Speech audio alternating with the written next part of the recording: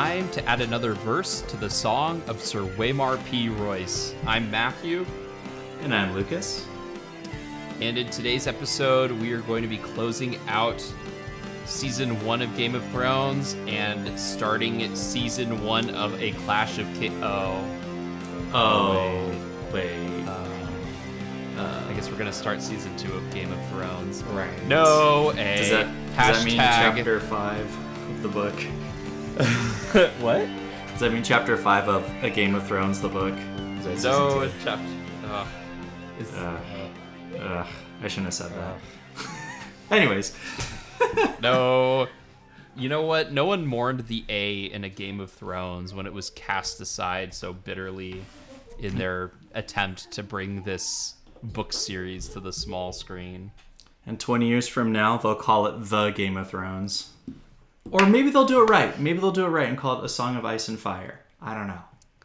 I mean, truth be told, I don't know if they will ever remake it. I think... I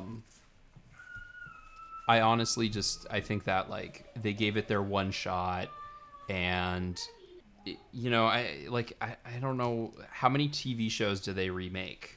I feel like they're remaking Lord of the Rings. Well, they're not. They're Are they? No, they're not. Well, they're not remaking it. They're talking about the forging of the rings and, like, Sauron, and they're basically covering the stuff that Shadow of Mordor and Shadow of War don't cover. They're covering earlier than that. They're not covering the good stuff, I don't think. I don't think they're going to cover the stuff with Morgoth. I think they're going to just specifically focus on the Second Age. No, this is not Lord of the Rings. No, it's not. I'm sorry. No, that's fine. Okay, so we got Season 1, Episode 9, and to give you my best Gandalf, the episode is titled Baelor. His name is Baelor. Why is it titled Baelor? So you find that out at the very end of the episode. So it's called Baelor. We'll start at the end. Okay. Isn't that what the Zen master said to the hot dog maker? Make me one with everything. Never mind. Okay. That's the second joke that one's a thinker. That one's a thinker. Yeah. So at the very end of the episode, Ned is getting dragged up the steps of the Great Sept, and which is like the church in Westeros, whatever. So he's getting dragged up there. Westeros. Okay. And as he's getting dragged up, he sees Yoren, and nobody knows these guys' names except for, me. But he finds Yoren, who is the guy from the wall who came down to get people. And Yoren actually passed through Winterfell on his way down, and he's in King's Landing trying to get people to go north with him. And Ned recognizes him. So he says, because he sees his daughter on that statue. And he finds Yoren and he tells him, Baelor! Baelor! And that's where Yoren goes to grab Arya to take her away up to Winterfell. Okay. So that's why it's called Baelor. But in the books, happens a little bit differently.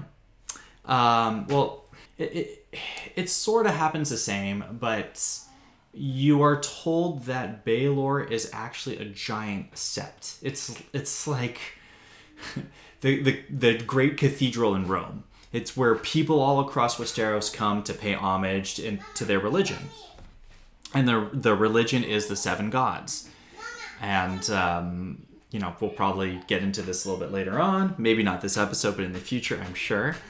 But, they're the seven gods. There's the warrior, the father, the mother, the stranger, all these different gods. And they actually came after the old gods. So the old gods were earlier than that, and that's who Ned and the Starks follow. Well, Ned does. Anyways. So... Okay. Yeah, well, anyways. And Jon Snow, right? Jon Snow does as well. He does, yeah. He prays to the old gods and Grandma Willow. That's right. So yeah, in the books, Baelor is this giant church. It's a huge landmark, and fun fact, there has never been any blood spilt on Baelor. That is until, well, the end of the episode. Right. So, let's rewind to the beginning of the episode. Let's do it. You want to do the rewind? I'm just going to be reading the Wikipedia entry. So, let me see. Yeah, I would say you can go ahead and take it if you remember it, or I'll just read the summary on our favorite free service that I donate to Wikipedia. Yeah, okay, so I'll tell you what I got from it, and then you can let me know if I missed things from it. There's some key points I'd like to make, too, about this episode, and a controversial take. So the Stark army is at the Twins. That's the first time in the song where they showed a different location. And late Lord Walder Frey! No, it's not the first time, because they went to the Eyrie. Oh, that's right, they did. Thank you. Yes. But this time they met, the late Lord Walder Frey! He's like 90 years old, and they say he's the only man who could field an army from his breeches. And so Caitlin had to go and negotiate a way across the Twins, because that was the only way across.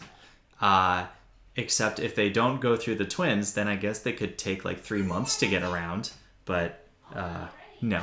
So Rob is now basically has to get married to one of the Freys. Right. And it's going to be not pretty for poor Rob. At the wall, the old bear gives John Longclaw. That's the sword made of Valyrian steel, and it's a bastard sword for John the Bastard. You are so it is actually a bastard sword. It is hand and a half. They call it. And you're familiar with why a bastard sword is called a hand and a half sword? I am not. So it's called a hand and a half sword because it's one of the few sword types that can be wielded with one hand or two hands. At least as far as Dungeons and Dragons 3rd edition is concerned. But I believe that's the reasoning. Because of the length of the hilt, you can technically wield it with two hands or one. So it falls somewhere between like a standard long sword, which would fit like just in your hand, and like a claymore. Or a great sword like ice. Right, or like a great sword like ice. Yeah. We also learn about Master Aemon on the wall, who is actually the brother of... I can't remember, but he was in line to be king. He's Aerys's uncle. So he's...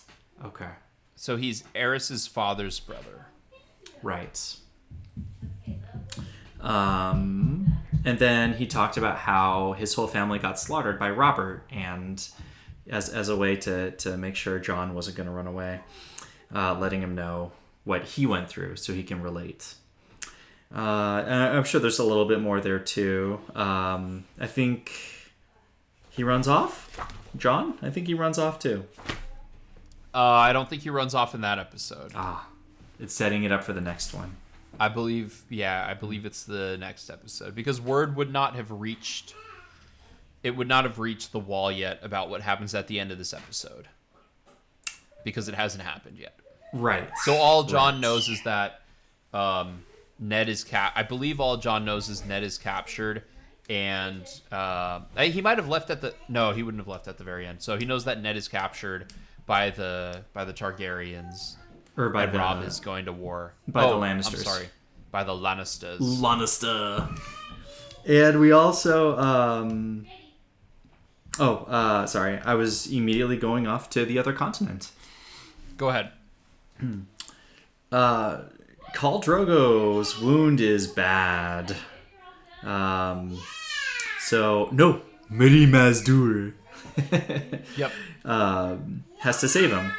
And there's quite a price, which we will get into, I'm sure. But we get to see Jorah Mormont. We got to see him fight. Yeah. Jorah Mormont, my hashtag... I'm not going to be able to think of the word.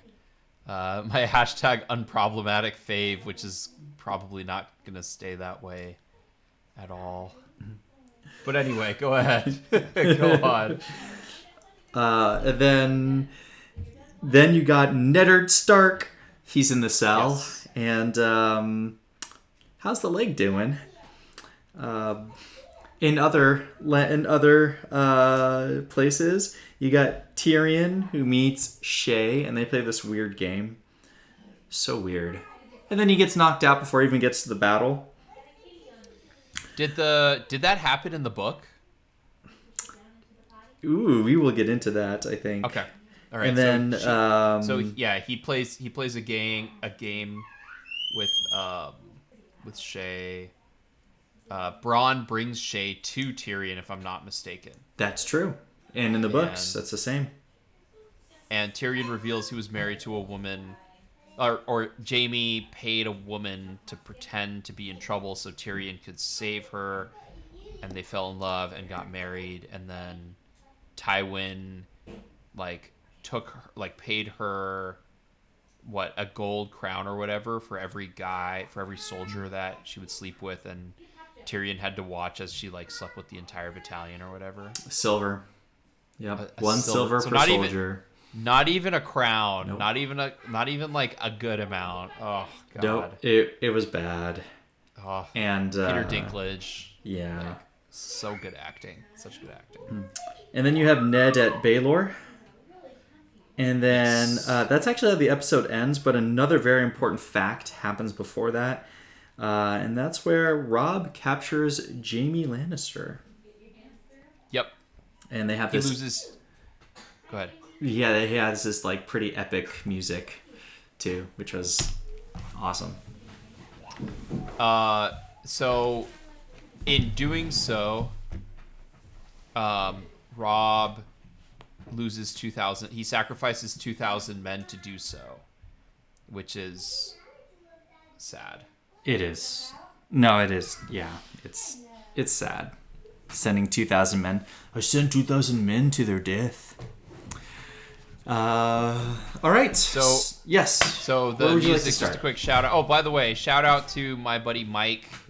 Mike Rules on Twitch for the music on the episode. So I apologize. I've been pronouncing the composer's name wrong this whole time. It's pronounced Davadi, Ramin Davadi, according to Wikipedia. So that's what I'm going to go with. Ramin Davadi's an awesome composer. He did Pacific Rim, among other movies. Yes. And he composed all of Game of Thrones, probably will return for House of Dragons. So Ramin Davadi doing the good legwork. All right, so what were your thoughts on Baelor? Baelor. I thought this should have been the season finale. That's my hot controversial take. That's my hot take. This should have been the season finale. That is what my wife felt too. She said so. She also prefaced it. So I'm warning you in advance. She said that in general, the penultimate episodes are the good ones of the seasons. So, question for you about television: is that why they usually have season finales be 2 hours? You know, if it's normally a 1 hour show, the season finale they show a back-to-back 2 hour episode for that reason. Generally, the season finale is not going to be 2 episodes. Generally speaking, with regular television, if it's a really big show, it'll sometimes be 2 hours. I don't know how often it is that the penultimate episode is the best episode. I know that was the case with the first season of Spartacus, and I think that was also the case with the first season of Daredevil. I think it has more to do with just one, with Game of Thrones specifically, it wanted to follow the arc of the book. And to be fair, I'm glad we got an episode 10 of this. I'm glad it didn't just end on this episode, because I think episode 10 sets up things for a Clash of Kings in a very interesting way. But no, I think sometimes they'll have a series or a season finale be 2 hours, just because my theory would be you want to leave a strong impression as you're going out. So the best way to do that is make it feel like it's a feature length thing. I guess in storytelling, it would be the climax, and then the next episode would be the resolution. Would that be a decent way to think about it? Like about this season Yeah. finale, or like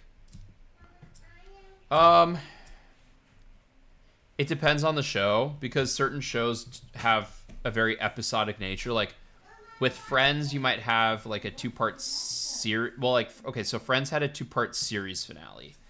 And that was just because, like, for a series finale, it'll usually be like a 3-episode thing, because it'll be focused on wrapping up everyone's storylines in an appropriate fashion.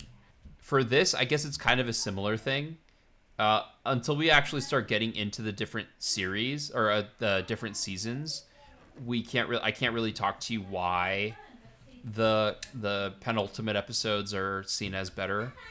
I think with this season, though, I think it would have been a bit unnerving not to have... I think you're right with Game of Thrones specifically. I think it would have been a bit unnerving not to have the climax and then sort of like a denouement resolution all at the same time. So like you would hit it at the high point, or like you could... Excuse me. They could have had the cliffhanger be the death of Neddard Stark. Oh, Neddard name? Stark turns to Deddard Stark.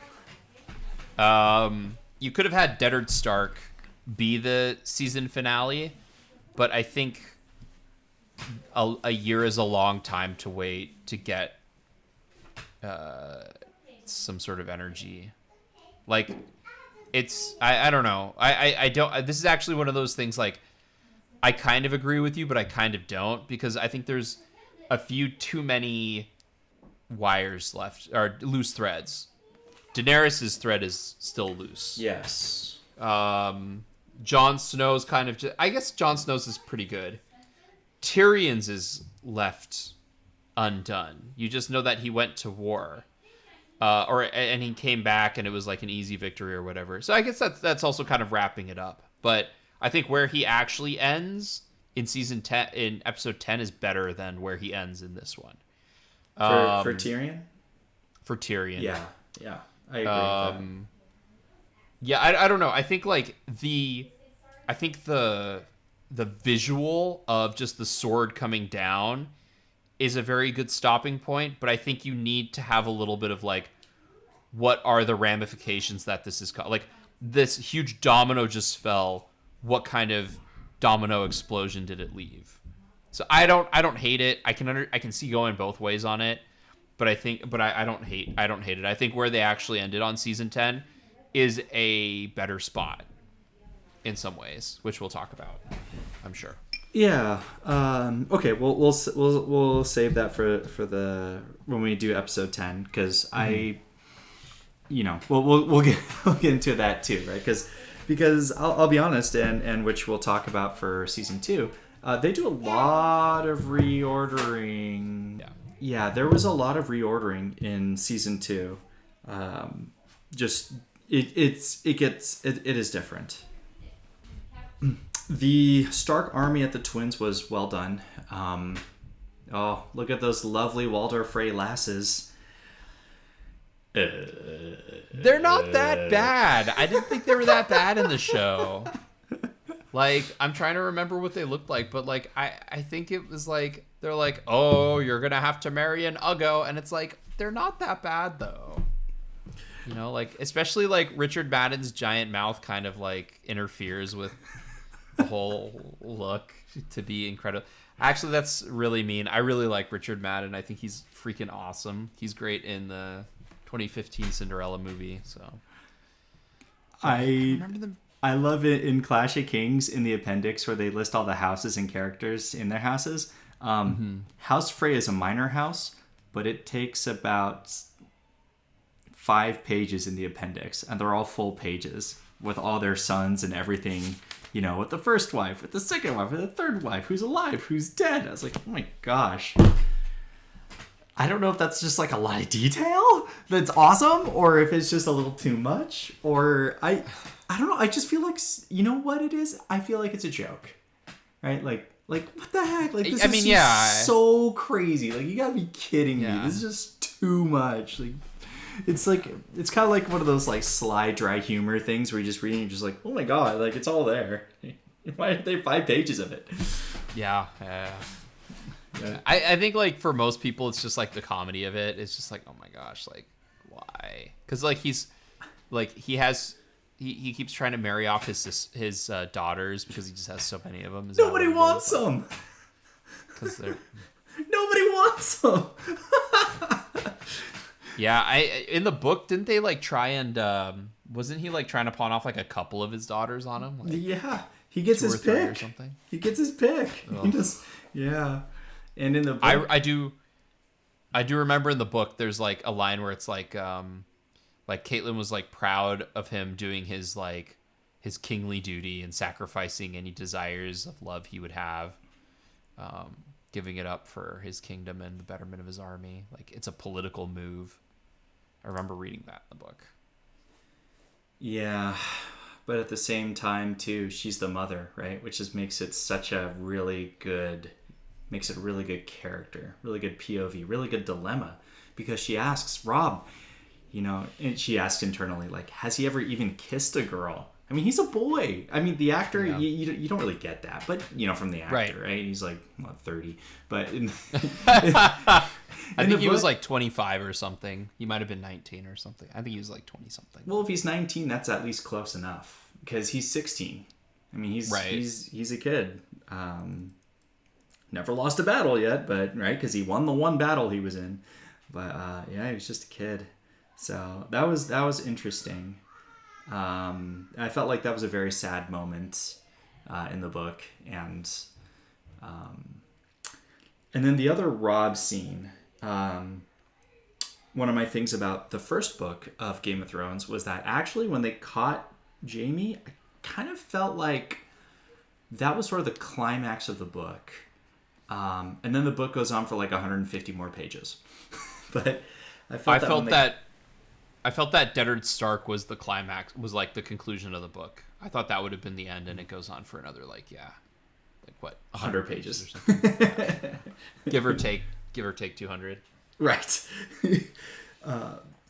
What do you think about that shot though, when he grabbed Jaime and they're riding out of the woods and they're coming back to Caitlyn? I thought the acting was just so strong. Yeah, I mean, hands off to Alan Taylor. Like, he gets a bad rap because he directed Thor: The Dark World and he directed Terminator Genesis. But he's not bad. He's probably the best of the directors of that first season. And so I'm glad he kind of took the lion's share of the last couple episodes. And he has experience because he directed Rome as well. I'm learning. He's like an HBO director.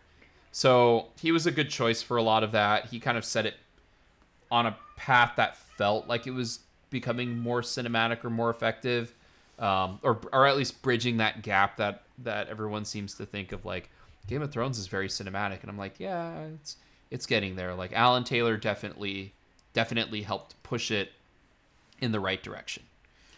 So it's funny because like I don't necessarily remember that scene. I do remember that was like my favorite scene when they reveal that they have Jaime.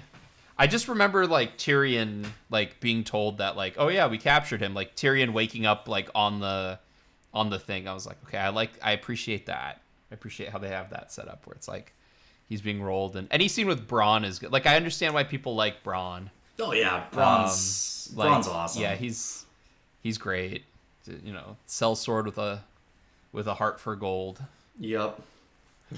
But yeah, well, if I guess that scene was just super memorable to me, just the way that they were riding out, and then they had the theme song. Maybe it's just the music that stuck with me, because they did a theme song, but then they made it very, I don't know, they just raised the epicness on it for some reason to me. But yeah, he came back, and I thought the actress for Caitlyn did a great job. # not my Caitlyn, but that's okay. Yeah, we talked good. about this Michelle Fairley. She's good. She's a fantastic actress. That was just that was great. Yeah. It just disappointed me from what I thought that scene would have been like, which is of course a theme for readers and then they see the show, or readers and then they see their movie, right? You know what? I have a note here that the capture of Jaime was very good, so maybe I agree with you. I'm trying to remember the scene, but But yeah, I agree with you. At least past Matt, who is watching it, agrees with you. That the books actually have it from Caitlyn's POV. right. And she watches them right off. And then she just sees the forest and the trees. And it's all quiet. And then you hear fighting. And you already know that the author kills off characters. So you are a little bit nervous, like, oh my gosh, like this is a real battle. And you have no idea what's going on in it. There's no detail, no nothing. It's just trees and sounds and things like that. I thought that's what they were going to give us in the show. And then he comes riding back. But they just cut to so they did the opening, but they never showed the battle, quote unquote. And this episode actually has about 2 battles in it. It's got the one with Tyrion, and then it's got the one with Robb, but you don't remember it because you didn't see any fighting. The only person you saw fighting was Jorah. That was it. So you're like, wait, was there really any battles going on? Yeah, there were 2 huge battles that just happened, but you wouldn't know because you just watched Jorah. Yeah, Ugh, I mean, gotta like, get that out of my system. And then the Tyrion. Yeah. Oh, the Tyrion. Let me know when you're ready to move on that one, because that was like, I got some words about Tyrion. Like, to be clear on the battle thing, I don't have as much of a problem with it, especially because most of the fight scenes in that first season are garbage. That might change going forward. And when we approach it, we'll talk about why that might change, but we can't really go into it now. So foreshadowing and teasing. Again, also like, so I not to play defender of choices here, because like for what you're asking, the cost is not necessarily money, it's time. So they're trying to keep the episodes within an hour in length. This episode is apparently 57 minutes long, but the way that, like, you could do it, you could show them right off. You could hold the camera on Caitlyn. You could then do, I mean, it's kind of like it's a little bit outdated to do a crossfade, which is like one scene fades out as the new scene fades in, but it's also the easiest way to show the passage of time. If you're Kurosawa, you would just do a wipe. And a wipe is when there's like a scene. It's basically just like a scene transition where there's like a visual wipe from one scene to the other. In modern times, what you would normally do is you would show them riding off. You would hear some of the battle sounds. You would then, and let's say it's night, because I think, did they ride off in morning or night? It was a morning. Okay, so if it's morning, then you would cut to show that it's now nighttime, and then cut back and you see Caitlyn there, like, you'd see Caitlyn there, like, nervous. Right. And then you'd see Robb and everyone walk out. But I just think they didn't have enough time in the episode to convey it properly. I got a great 4 minutes that they could have cut out. Well, that was all I was gonna say about that. Let's talk about Tyrion, everyone's favorite actor. Somehow kind of everyone's favorite character, maybe. I don't know. Tyrion, go ahead. Yeah, so Shay, hashtag not my Shay, she's not foreign in the books, and it's, you know, it's the books, right? It can be a little more gritty, things like that, but she's very young, over 18, but still very young. And then they play this game, and they could just cut that whole scene out. They didn't need to have that scene in there whatsoever. That scene just made me so upset, because in the books, Shay never knows about that. She never knows about what happens. So, and if they kept one more line in there in the show, it probably would have saved it, but they didn't, because here's what happened to poor Tyrion. So Tisha was a woman that he found on the side of the road. He helped her, saved her, and then, you know, they bedded, and like, that was great, you know, saved her from rape, and then, you know, they had sex, everything was fine. And then he totally was smitten and fell in love with her, married her, which wasn't supposed to happen, because that was someone that Jaime found for his brother. because Jamie thought it was time for him to be a man and get his manhood or whatever. So then Tywin was really upset with that. So yeah, he had soldiers go in there, and each soldier would give her a silver piece or silver coin. And then after all the soldiers were done, he made Tyrion go. And he said that you get to give her 2 silver pieces because you're a Lannister and you're worth it. They didn't have that last part in the show. They just stopped with the soldiers doing their whatever they wanted to do. Did he do that? Yeah, he did. Did he do it? He did. His father pressured him, and he's going to do that. So that's I was very upset with how they did that, because that's a piece of Tyrion that he doesn't want anybody to know about, which is easy to do in the books, hard to do in a show. If you want the viewers to know something about Tyrion that Tyrion doesn't want anybody else to know, like how do you bring that out? But right. So on that, one thing I think we'll see in the show, and I'm prepping you for it now, is a somewhat sanitization. They sanitize Tyrion a little bit. They kind of, because like I think if there were like, and my father said I could go in there and I could give her 2 silver pieces because then a Lannister is worth it, then all of that sympathy you have for Tyrion and Peter Dinklage and everything is like, it's gone. Oh, he didn't want to do it. He did not want to do it. He was forced to do it. It was not a good thing. It's weird that they, like, I guess they didn't keep, like, and again, you selectively, like, what is the best thing emotionally? And maybe there was just something about it that didn't land. I don't know. It is a weird omission, but it's also, like, I feel like they want to sanitize Tyrion more. I mean, it's also, like you said, the book is grittier. And, like, you don't actually want to think that all of the prostitutes that Tyrion's been with have probably also been with, like, hundreds or thousands of men to make ends meet. And so, like, he probably does have, like, a primordial soup on his penis, but that's... Like, I mean, that's like the like, you don't want to think about that, but that's the image I would get. Like, again, it's a way that they could have even more made you hate Tywin Lannister. So I see where you're coming from. I agree with you. I think that the reason they didn't do that is because they wanted to sanitize it. There's a lot of weird things they do in the show. Not weird, like, it makes sense on kind of a superficial level. Like, ways to convey information that are in the book that they want to get out to the audience that they don't have the right means. A lot of the conversations between Middlefinger and Varys, for example. I hate those. I don't mind them, I think, as much as you, but, like, we'll get more into this, I think, in season 2, but, like, I have a big problem with Roz.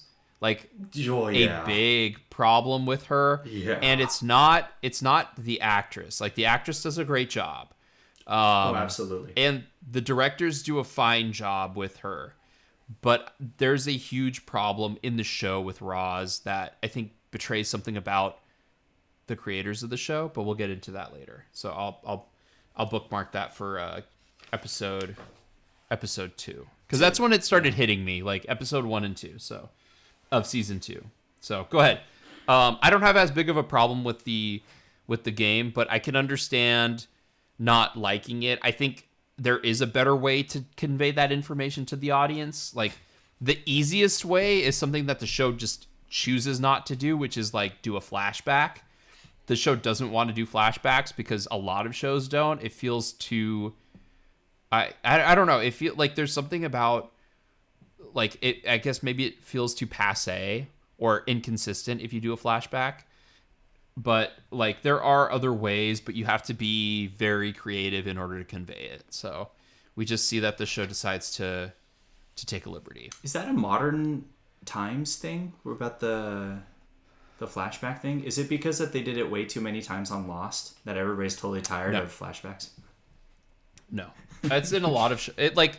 it's I think it's hard for television show, like when you're making these creative decisions, unless you go in knowing you're going to do a flashback, it might be hard to justify, or especially on a show that's trying to be realistic. For some reason we think that realism conforms to a linear timeline, even though we jump around that linear timeline, like we jump forward. We're not okay jumping backwards too much without doing a lot of explanations. And even if you did jump back, it might reveal too much. So, like I said, you have to be careful, and it is better to have your brilliant actor convey something terrible in a monologue sometimes, because they can make you feel more... They can build the image in your mind. Like a great storyteller can build the image in your mind. A great actor with a great monologue can build the image in your mind better than, or a great actor with a terrible monologue even can build the image better in your mind possibly than if you had to show it. Like the monologue in a monologue in a monologue episode, and was it like episode 4 or something, where John where everyone's and Sam monologuing, and Sir Alistair Thorne. That was only half of my bone to pick with the Tyrion story. What's the other half? The battle. Yeah, he gets knocked out by his own man before the battle even starts, so you see none of the battle. Oh, these great battles were fought in this episode. Really? Really? Were they? Because in the book, Tyrion's fighting. And he gets wounded on the arm, and, forevermore he can't use that arm that great anymore. And he gets an arrow. Oh, interesting. Okay. Yeah. And he falls off his horse, and he grabs an axe, and he gets the battle fever and swipes and kills people, and then is saved by Bronn, and then finally he gets knocked out. So he actually does some fighting, and he's actually pretty effective. And that was really awesome. He takes a wound, and he kills a few people. Okay. And you don't really learn this, but he's... In the books, too, he's riding right next to Sir Gregor Clegane, the one guy that really scares me in the show, the mountain that rides. And he's around some of the other of the leaders, and he just sees them in their like brilliant armors. They're all riding out together in this battle. And then he realizes that, he's in the front, and he's supposed to draw in Robb's army. And they were supposed to kind of die, because then Tywin had another piece to flank on the side. Tywin's always in the back directing everything from there, so he can see how things are moving around. So in the books, because it's more historical, realistic for like the time, right? It's very historical. He could map out and tell you what was going on in the battle in that way, while at the same time you're seeing it from Tyrion's POV, where things are happening so fast, you don't know who's friend or foe, fighting around, and basically, Tyrion actually, his side, actually stood up pretty good. Of course, half the Trollsmen died, half the Hills tribe died, but they actually held up pretty good, so Tywin had to change his strategy a little bit, and Tyrion still lives, despite his father's apparent lack of caring. And in the show, what do you see? You see a hammer from his own man to the face, and Bronn going, yeah, great fight, guys. And I was just like,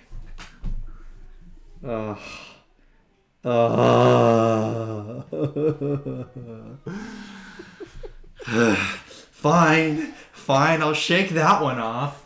Jeez.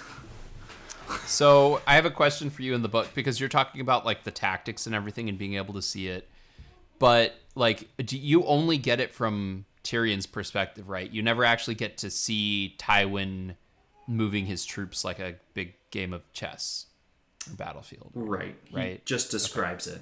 Right. No, you don't see it, but you do feel the chaos of the fight, which I felt that was a big part of it, because that was Tyrion's... That was the first time he was out there. And instead of giving the character in the show that experience, they made it a comedy. And that bothered me a lot. Yeah. I know why they didn't show it. Oh yeah, it's because of budget. Right. Oh, absolutely. And shooting schedules and shooting times.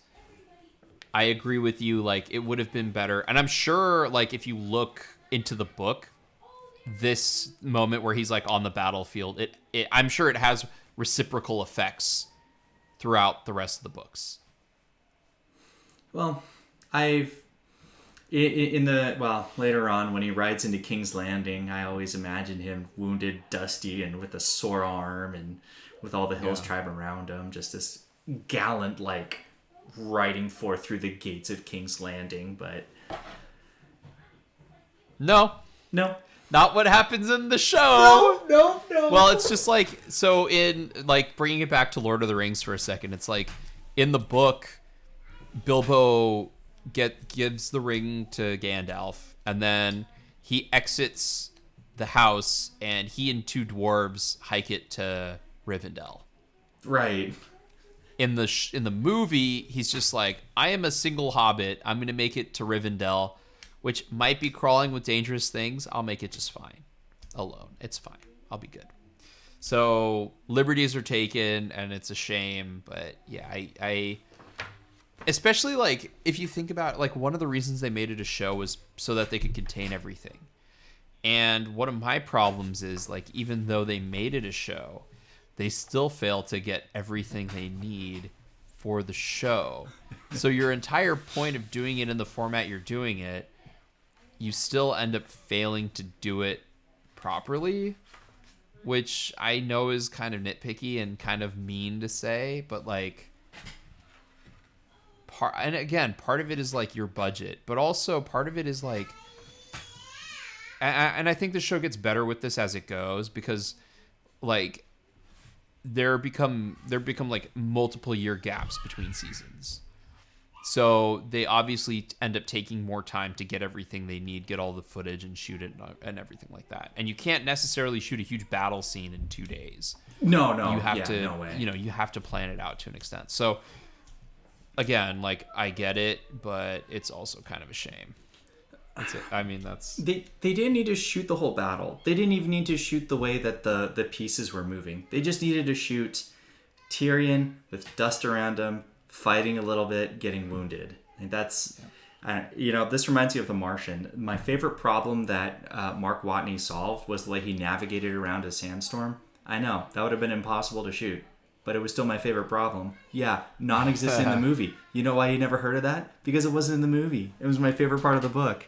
And okay, so yes, and that was actually one of my favorite parts in the book too. That was the part that actually really stood out, was Tyrion fighting his way through and living and surviving, and they turned it into a comedy. So I was disappointed. Like, to get a little emotional here, right? For like this fantasy book and series and stuff. Yeah, I was pretty disappointed, but I know. That's all I had to get that off my chest, but that's all I had for episode 9, and I've got no notes for episode 10. I have notes for episode 10, but like, to finish off episode 9, I have a note here that says, okay, so I have a couple of notes. My first question is actually to you. Did George or George or Heorj Mormont, did he take the black because of Jorah? No. Okay. We didn't talk about it, but we're introduced to blood magic in this. So with I again, the George R.R. Martin does the legwork to make it good, and then it feels like, especially by the time we get to episode 10, the show just kind of takes advantage of like, it takes a little bit too many liberties with implications.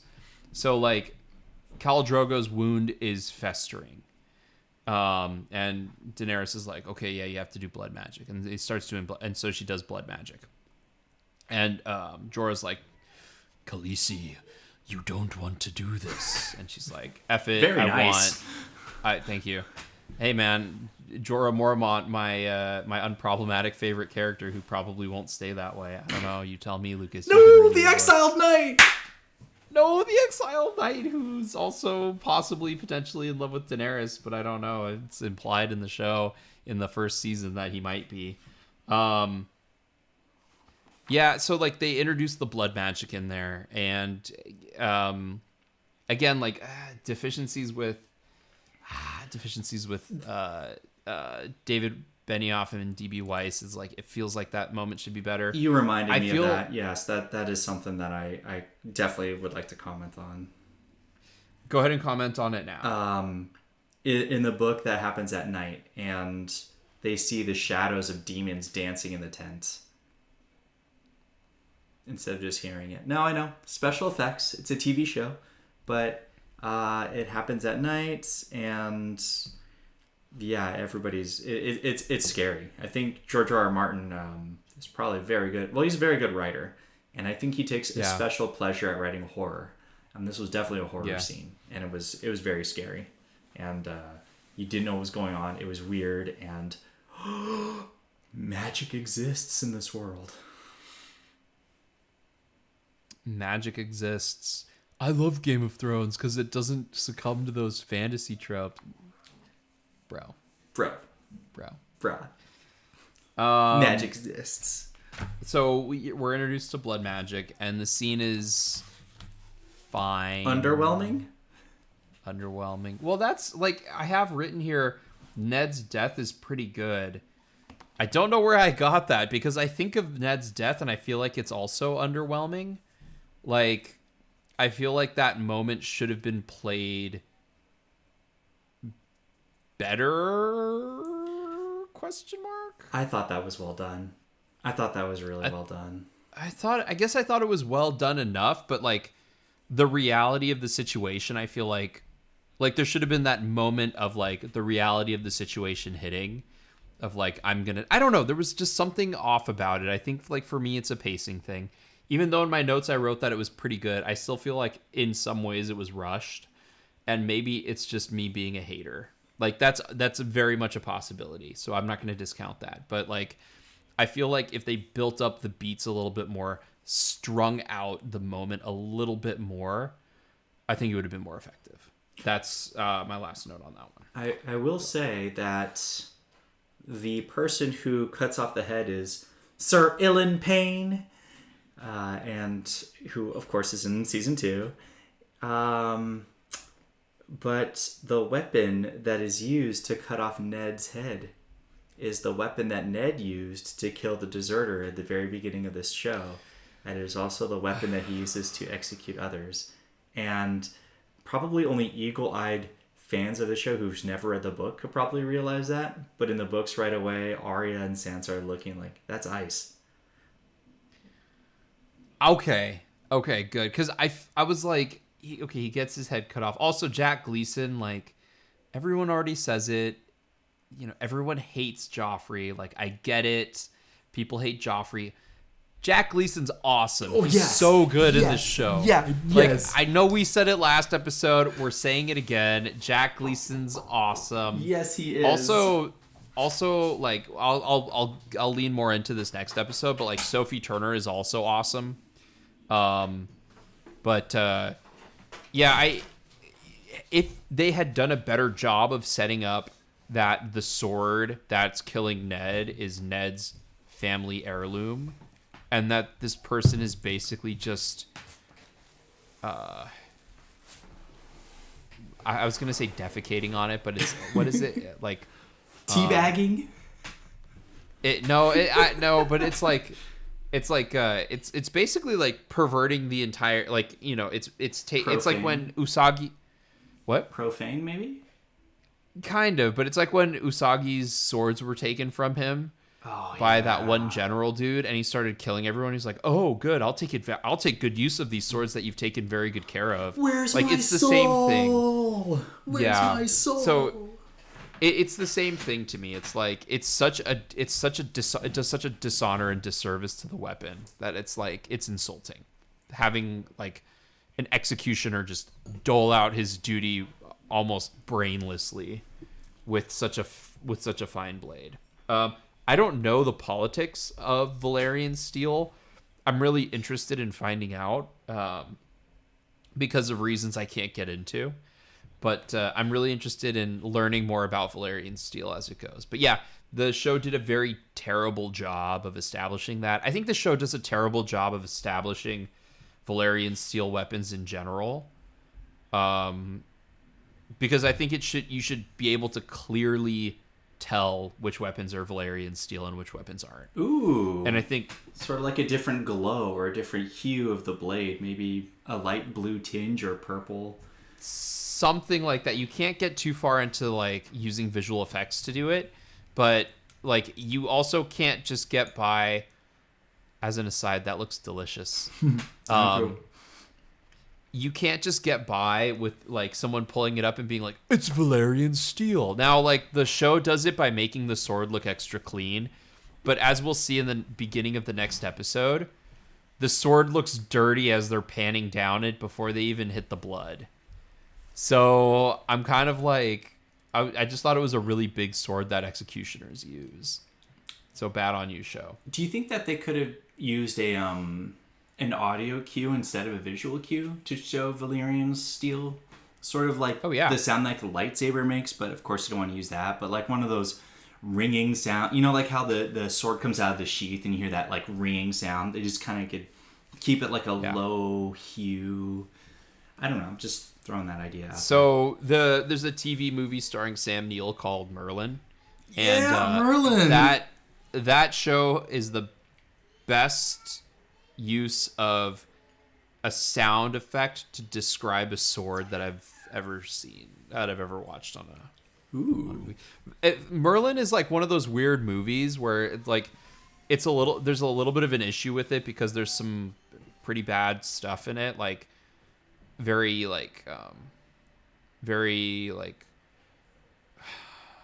problematic representation stuff in the movie. But it also had like a lot of really cool moments and ideas.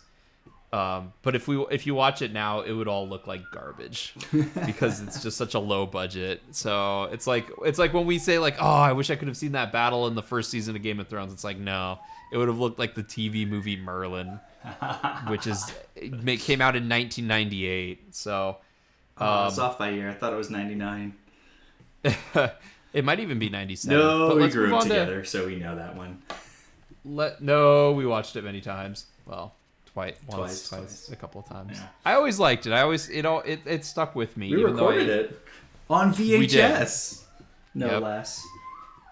Lena Headey's in Merlin, by the way. No, she plays as you're Guinevere. Kidding me. Yeah. No.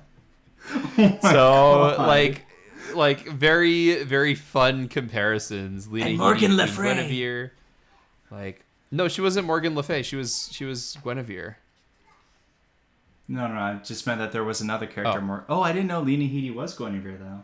Lena Headey's Guinevere in Merlin. And she plays as Cersei, who's supposed to be kind of Guinevere-ish, I guess. But not really. I don't know. Anyway. I would say I'd go watch that movie again, but... I think you can, I think someone uploaded it to YouTube or something, so you can probably find it without too much issue. Why are you giving me reasons to go watch it?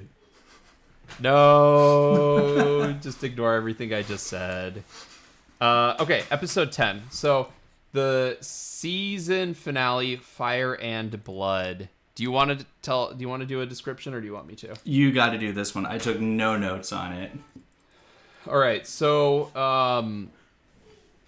everyone gathers. So I'm gonna kind of read and paraphrase the Wikipedia description. Yes. So Jamie is held captive by Robb, and I remember why you liked that scene where Jamie confronts him, because Jamie's captured by Robb.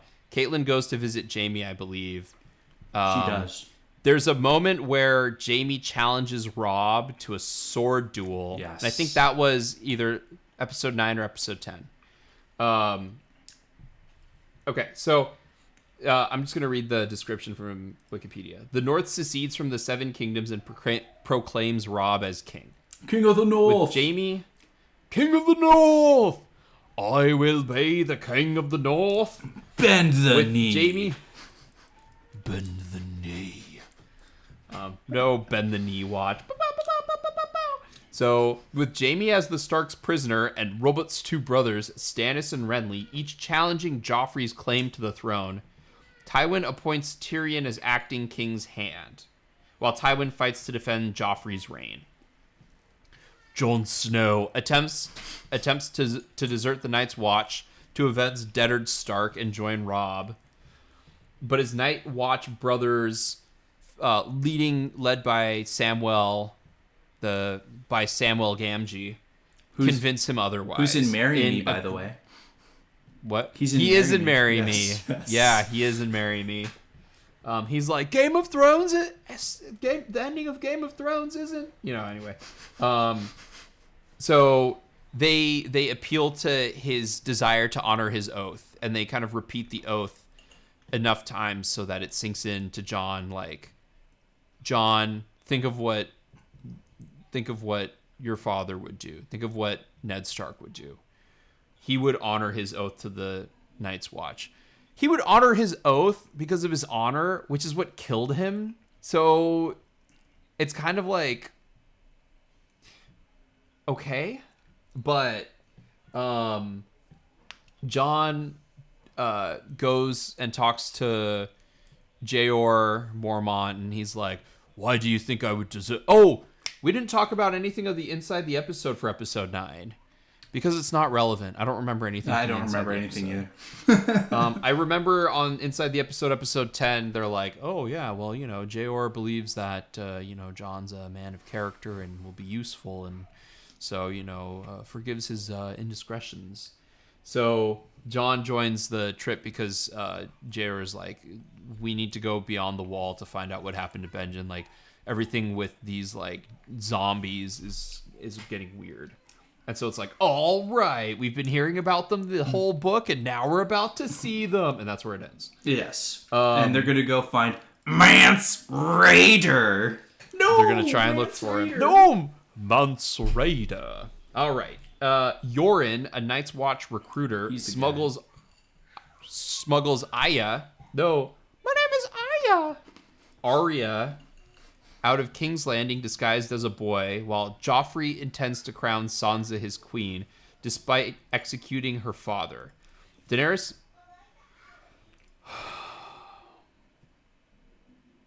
Okay. Daenerys' baby is born deformed and dead. With grave wounds. We are told... No, let me clarify this, Wikipedia. Daenerys is told...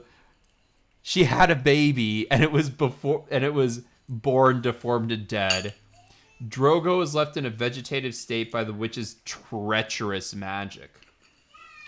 Daenerys compassionately ends Drogo's life. She places the 3 dragon eggs on Drogo's funeral pyre and sets it on fire, also burning the witch alive. Ignoring Jorah's pleas, she walks into the flames. When the embers die the following morning, Daenerys is found in the ashes, unarmed, in the nude, flanked by 3... It doesn't say that, but she was. She was. Flanked by 3 newly hatched baby dragons. Jorah and other witnesses bend the knee before her. Okay. So. I got 2 notes when you're ready. Go ahead. The Daenerys scene, apparently, when she's looking all haggard with the dragons, apparently that was like the biggest meme for all moms in the world. Yeah. Yeah. I bet. Khaleesi. And then my second thing is about the Joffrey and Sansa scene. And I know, I pronounce it Sansa. And I'm sure it's supposed to be pronounced Sansa. Because no. when Matt and I were younger, we went on a trip to England. And there, this bus driver was talking about how Americans... Oh, you Americans, you always pronounce it as bath. Bath. It's not pronounced bath, it's pronounced bath. And so from there, I'm like, yeah, I'm pretty sure it's pronounced Sansa, not Sansa. But, my fault. Well, we never got into this, and like this actually does upset me. When you pointed it out, it upsetted me. So you were like, one of the reasons you were apprehensive to watch the show is because it's because Game of Thrones is written by an American, even though he takes inspiration from English history. And this is made even worse, that the whole thing is very Anglo England inspired. It's made even worse by the fact that D.B. Weiss and David Benioff are both very American. I don't hear no English accent.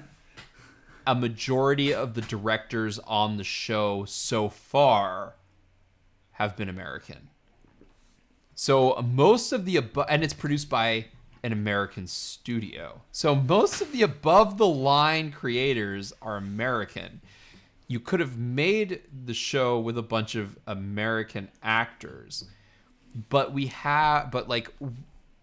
and by we I mean like the Western speaking world, specifically America, have this conception of fantasy as being the equivalent to medieval Europe as synthesized by British accents, specifically. Because there's like Kingdom of Heaven is about French crusaders. All of them are played by English actors. Count of Monte Cristo, everyone has a British accent, but it's about France. So we have this idea. Now, it's not as bad in Count of Monte Cristo because like Jim Caviezel has he takes a very eclectic accent. But like we have this idea in our head that like if it's too far in the past, they have to have modern British accents, or like the Queen's British accent.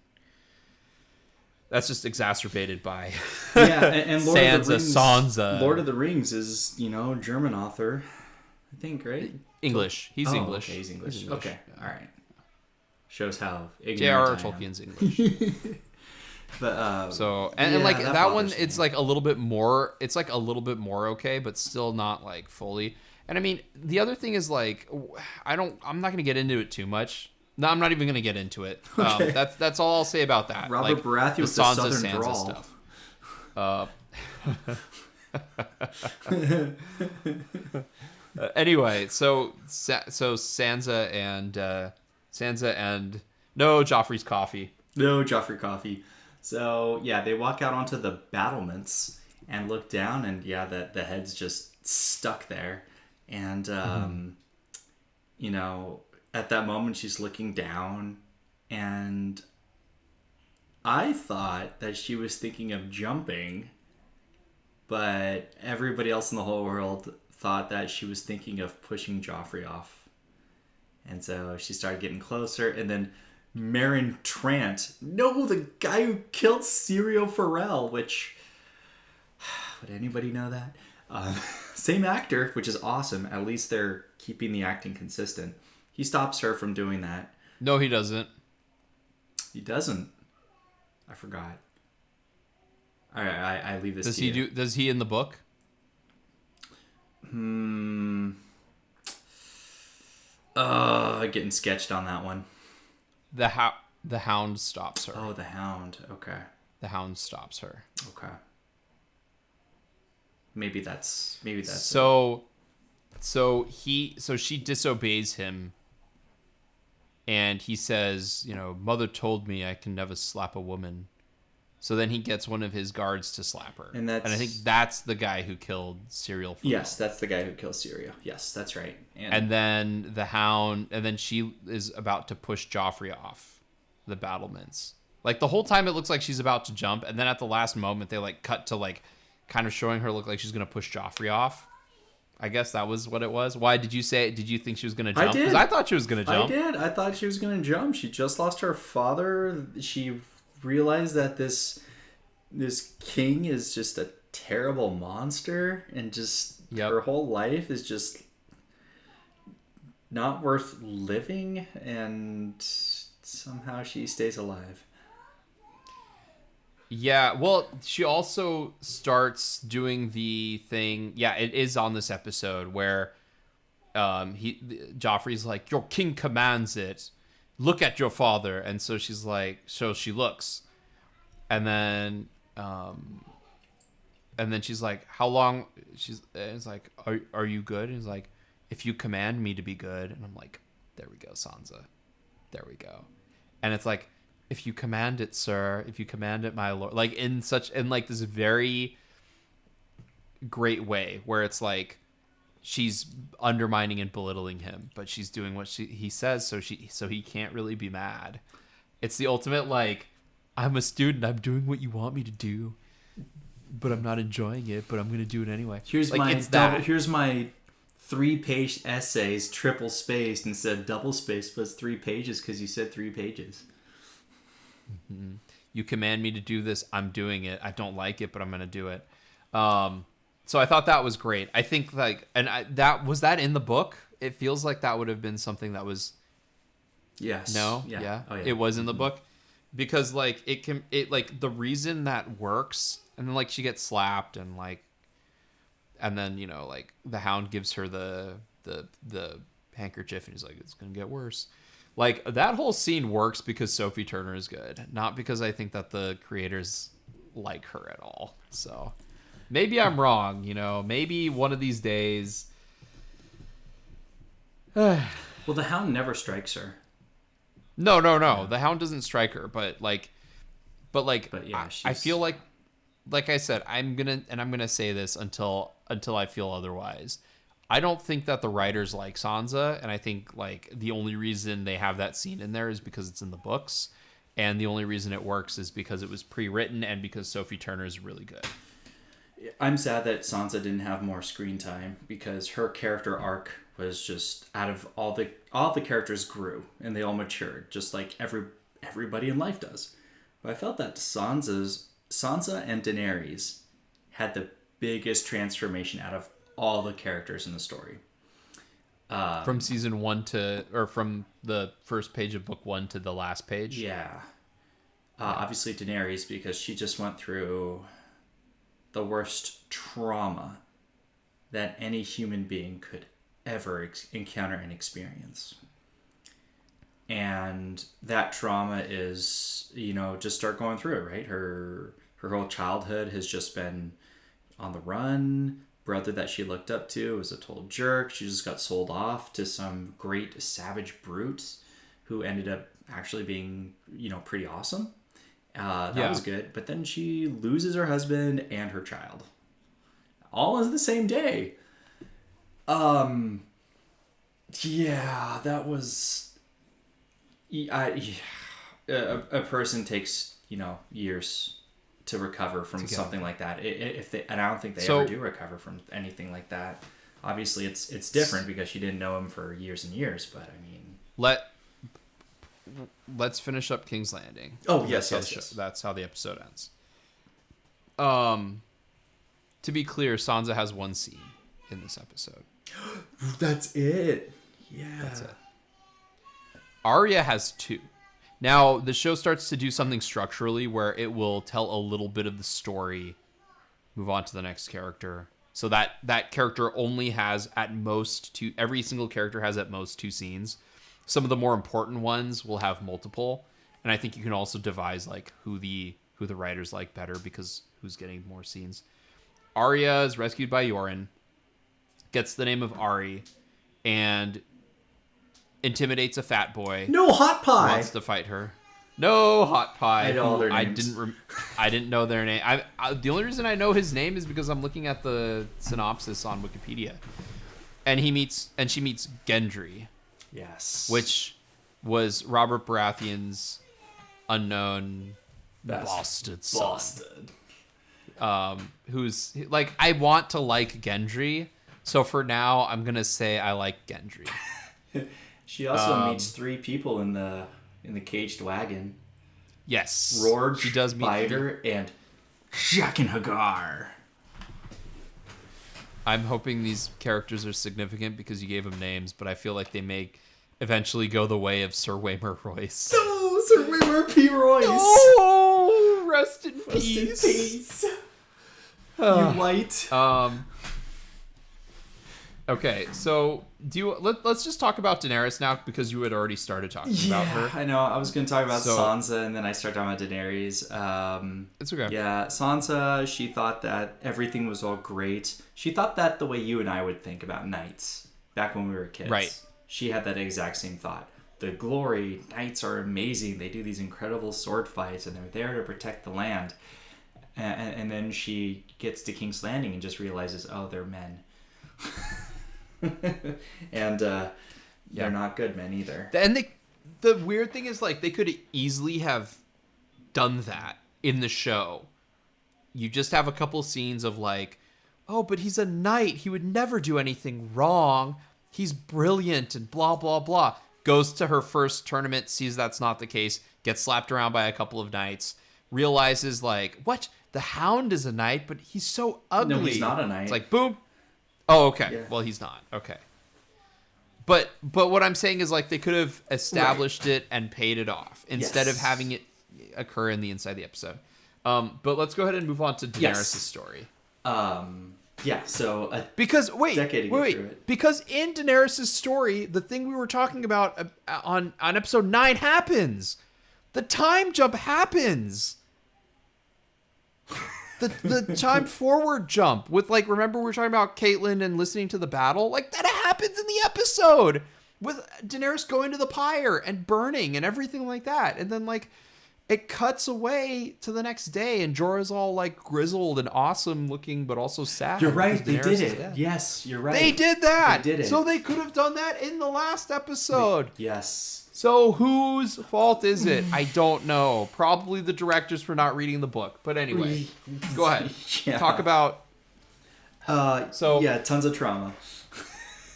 Yeah. So also though, I feel like they try to bring up this, like, really compelling point with what's her name? Miri Mazdur. Yes, Miri Mazdur. They try and bring up this, like, compelling point of, like, oh, yes, of course. Like, why would you think he is living? You just asked him to live. She's like, but he's not living. He can't ride. He can't do this. He's basically just a dead man walking. She's like, I have no life. Why should he? And it's like, But I saved you. I saved you. He's like, I'd already been raped twice. Yeah, like, I was already raped twice before you even got there. If you wanted to save me, I guess cut off my head or something like that. Like, I don't know. Like, I go back and forth on whether they should have made her seem more sympathetic, because at the end of the day, the thing I remember is that she basically caused the events that ultimately led to Khal Drogo dying, which, again, in the show is more compelling because she's also the reason why Khal Drogo got scarred in the first place. So it's more of like a circular thing. Which we agreed that was a good choice. Yeah, but, like, was Miri Mazdur supposed to be that old? Yeah, she's an old woman. Okay, that's man. I thought she was a little older. Okay, she was like a hag.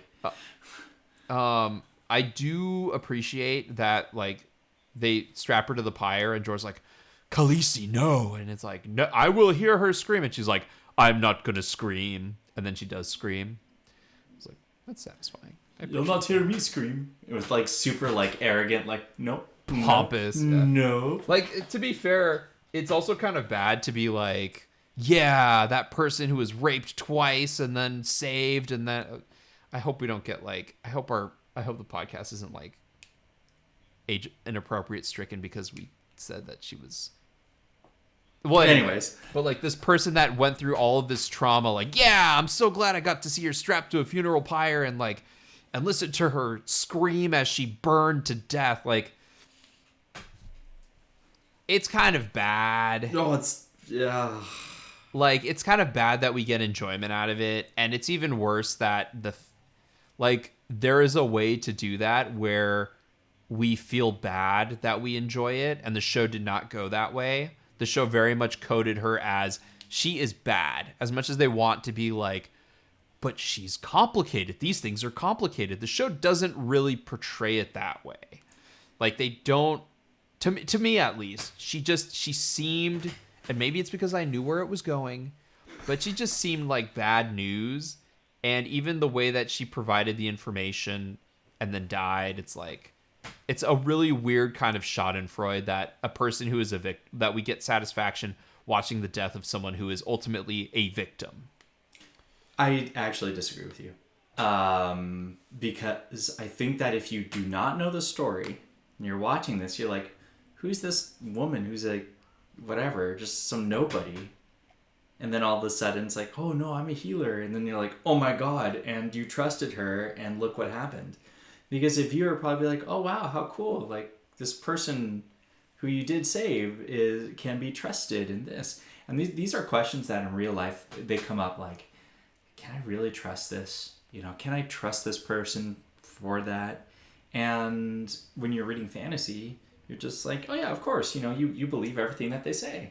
And you're like, yeah, oh, I okay, saved you, fine. so therefore you owe, like, I saved you, therefore please help me. Yeah, so I felt like the betrayal was, it was clear that there was betrayal, but sometimes you're wondering, is this really like that? Or is it, not going to be betrayal and everything's going to be fine? Where's that coming from? But then she was very clear, like, oh, that boy, he had a fever last year. Yeah, he's dead. Yeah, that person over there, yes, you did this to him, and he's dead. That woman over there, I delivered 3 of her babies. All the babies and the mother, they're all dead now. Like,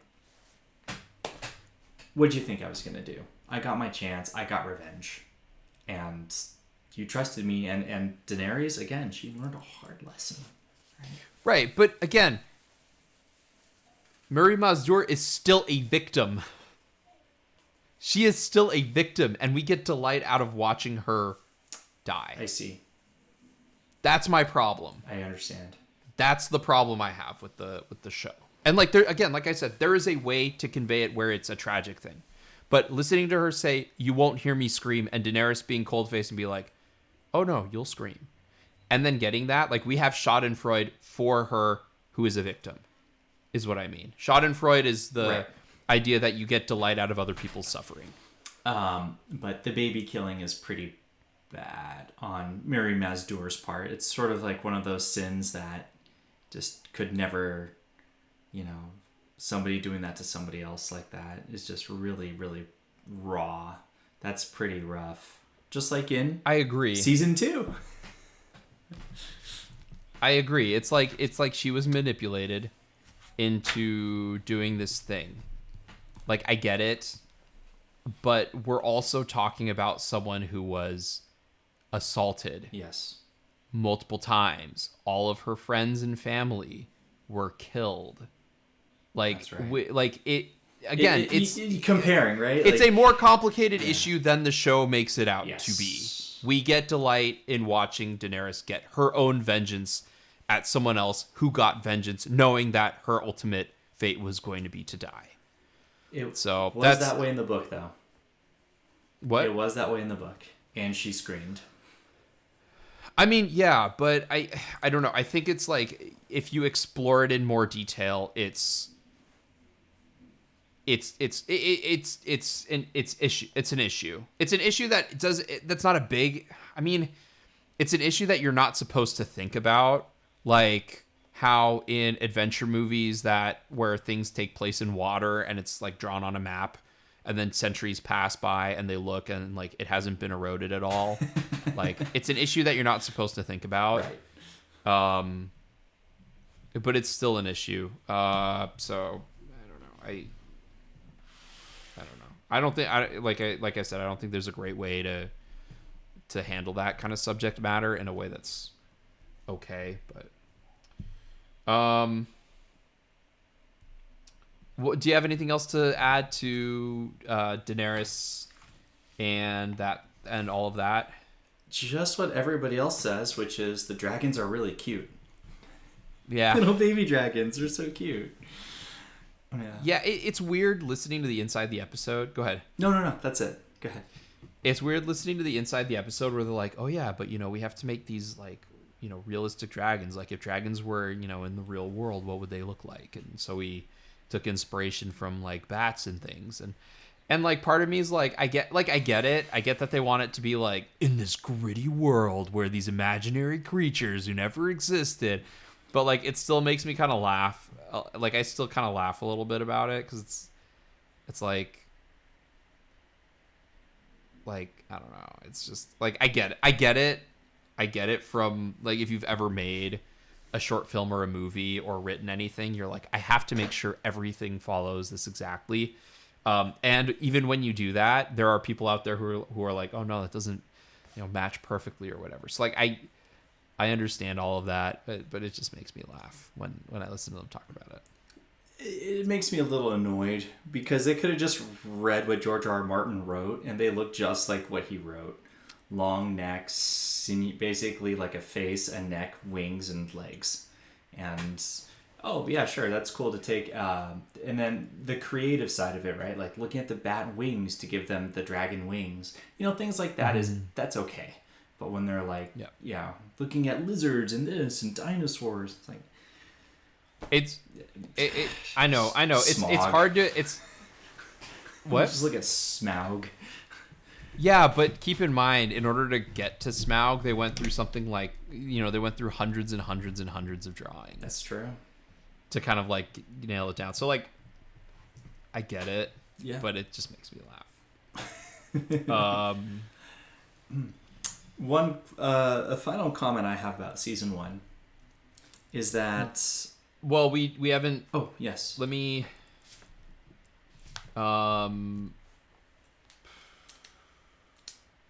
There was one key scene that happened in the show too that it's probably not quite seen, but since I read the books, I was looking for it. Cersei had a scene where she's walking off, and there was a naked squire in her room, and that squire is Lancel Lannister. Yes, it is. Thank you for bringing this up. Yeah, it's part of her family, and he was the one who supplied Robert with that extra strong wine on the boar hunt. And so this is how Lancel is rewarded. It's your cousin. Yeah. Anyways. Yeah, that's not in Game of Thrones, but is that in any of the other books? Oh, yeah, it's in Clash of Kings. Okay, they allude to it. Whose point of view? Whose point of view do you? You learn about it. So that scene probably would have happened like off page, but you learn about it later. And also the scene with Caitlyn and Jaime was in Clash of Kings as well. Which scene with Caitlyn and Jaime? When they were talking about, when she came to visit Jaime in the cell. I don't know if that was in the season finale. Oh, Caitlyn. I'm thinking of Cersei. No, Caitlyn. Sorry. Okay. But yeah, they started moving things from Clash of Kings into that season finale, which, is fine, like resolution type stuff. Right. Like the stuff with Robb becoming the King of the North. That was in the book, in Game of Thrones. That was one of my issues of the Game of Thrones was that. First of all, I'd never read anything like that, where characters betray other characters, at least not in fantasy, where there's betrayal. And one thing, too, is everybody's so intensely personal, and they're very opinionated. They don't like other characters. And that's something that is, only the good guys don't like bad guys in traditional fantasy. All the good guys are on the same side, like always. But in this, it's in Game of Thrones, it's not really that way. I'd never read anything like that before. And the magic... Well, we'll talk about magic at the end. But it was... I thought that it didn't really end when I read the first book. I couldn't find a good, ending point. So that's why when we were talking about episode 9... Episode 9. I felt like in those points that I made earlier, I felt like that would have been a good stopping point for the first book. Game of Thrones, and then lead into Clash of Kings. But those are things that are just so hard for authors and editors. It's just so hard. Right. Well, and I think ultimately having the dragon, because the end of the book Game of Thrones is the dragon's hatch. Yes. I actually think that is a good spot to end the book, even though at the time I was reading it, up until that point, I was wondering why it kept meandering. I think that's a good point to end the first book because it brings Daenerys's initial character arc full circle. She goes from a scared child to someone who is now actively taking control of her life. So I think it's a good spot to end because part of Daenerys's character arc has come full circle. Now we see her at a different point. So yeah, she also says, if I look back, I am done. So when I was mentioning earlier about how she went through all this trauma, that was a mantra that she suddenly just that popped into her head and she kept following, which is, if I look back, I am done. Like, I can never look back. I can't look back. I got to keep going forward, keep moving forward. If I look back, I am done. Because of all the things that has happened to her. And after she came out of the fire, she looked at all the people around her and she knew that they were hers more than they were ever Khal Drogo's. Like, right. Their loyalty to her will never ever be questioned. They'll die for her. They'll go beyond death for her. And just, that's a character right there at the end where I'm like, yeah, I'm excited to read her chapters because now she's gotten to this like really exciting point in her story arc where it's, no longer is she kind of following along. Now she's really taking charge of her future. And that's exciting. And like Emilia Clarke does a great job too. Absolutely. So I understand why people like her so much because she's really good in that scene, in that whole episode. Even though I don't like the fact that like she has the kid off screen, she has the kid in between episodes, right? And they just like tell us things that happen instead of like show us things that happen. Well, that happens in the book too, actually. Oh, it happens between. It does off page. Moments. Yeah. Okay. I don't know if they should have showed that scene. That would have been pretty hard. It just feels weird to like. It just felt very clunky how they did it. So like, I think if they had a moment of like, the baby is coming, like in the last episode, they could have done it where it's like, oh, the baby is coming, and then cut it off, and then in the next episode, like she wakes up with like sort of like a foggy lens, and then it's like, my child. Oh, I see. What happened, Jorah? And then they go into it from there. Because then you're mixing the blood magic with her having the child. And I don't remember if that happened in the show. I feel like it did not. Anyway, that's the only major change I would have made there. You said you had thoughts for the end of season 1. Oh, I shared them. It was basically my thoughts about like reading and just... It's just so different. Never read another fantasy like it. And after reading that book, I was like, I am hooked. I am incredibly hooked. I'd never been that hooked to a story. And I really enjoyed the writing style. I've never really been that hooked before. And, or at least really drawn into it the way I was. And I thought right there and then, like, I can't keep reading and a book ends and I don't know how the entire story ends. There's no way I could do that. And so that's when I said I wouldn't read anymore or watch the show until all the books were written, and that was like 12 years ago. so that's my story. Yeah, it's also tough because like at the time you first read Game of Thrones, or you first read a Game of Thrones, A Dance of Dragons had not come out yet. Right. Which I think you would have been very disappointed, based off of what I understand about A Feast for Crows, if you had ended on A Feast for Crows. I don't, again, just from sort of like what I've heard from what you've told me and what other people have told me. Mm-hmm. As far as the end of season 1, yes, what do you think the moral of the show is, if you had to distill it down?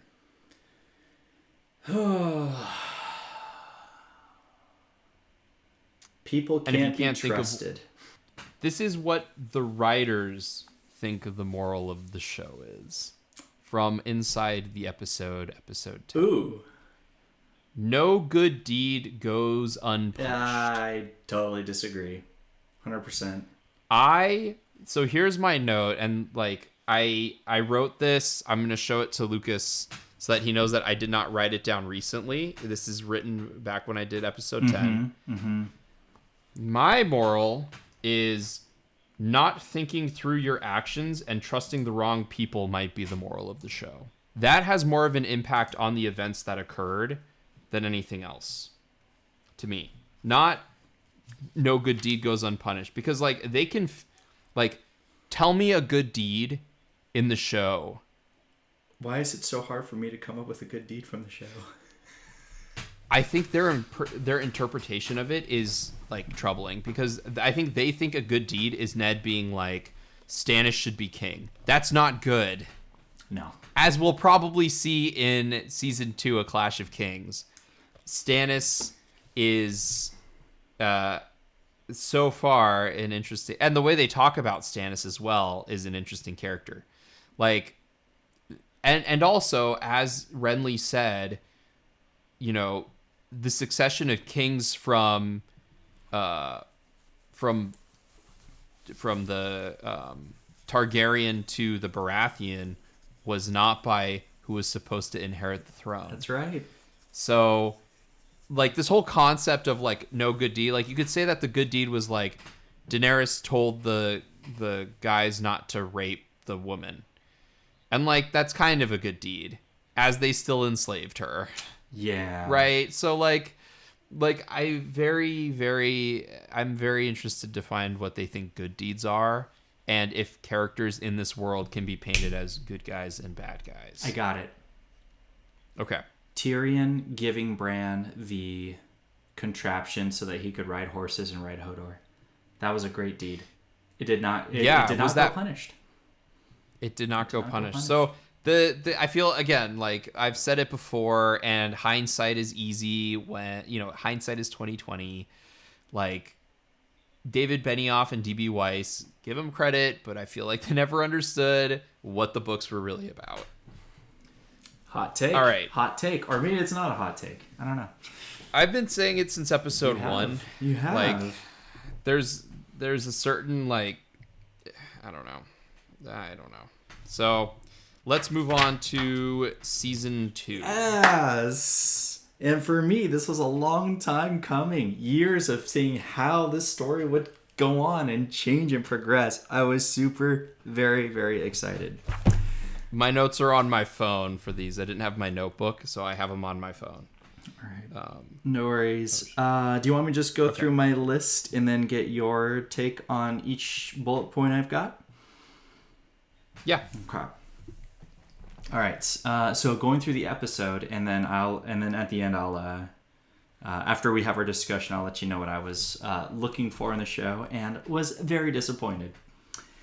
Okay. First bullet point I've got is Joff's tourney, and Tyrion arrives and goes to the small council. Yes. My thoughts on that are he handed the note to Varys right away and not to Cersei. And the best part was, well, I don't know if you noticed the actor for Varys, but he looked at that paper with hunger in his eyes. He was like, information? I must know, because I'm Varys the Spider. He's great. I have to know. He's great. The actor for Varys is great. But then he was also unsure, like, what should I just give to the queen? But if I do, she might just rip it up. Like poor Ned's note. Serve the realm. So he just made the decision to open and read it. But that was a very, very funny moment. But then I was very disappointed in that scene for a couple of reasons. Okay. I have to go back through the book, but I don't remember where it took place. I think in the book it might have taken place outside on the tournament grounds, but probably not because of what the political stuff that's been going on. But Tommen gets to ride. Prince Tommen. He really wanted to ride on his horse and hit the straw guy with his little blunted lance. And he wanted to have that experience. And he does in the books. And that's when Uncle Tyrion comes in. And Tyrion loves Tommen. He's like, Tommen, you could grow up to be somebody great. Joffrey, no. Oh, here's another lesson from Game of Thrones. that just reminded me. Oh, the great king. Yeah, kings aren't great. They're just people who have power. Like, that's it. Yep. And yeah, so and whether or not there's like it's written by an American author.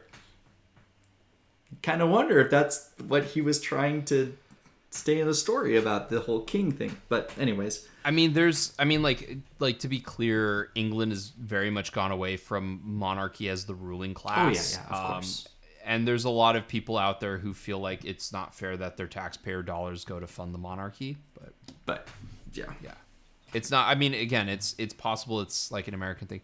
It's also possible that like George R.R. Martin's just knowledge of history and research has played a role, has allowed him to come to that conclusion about kings.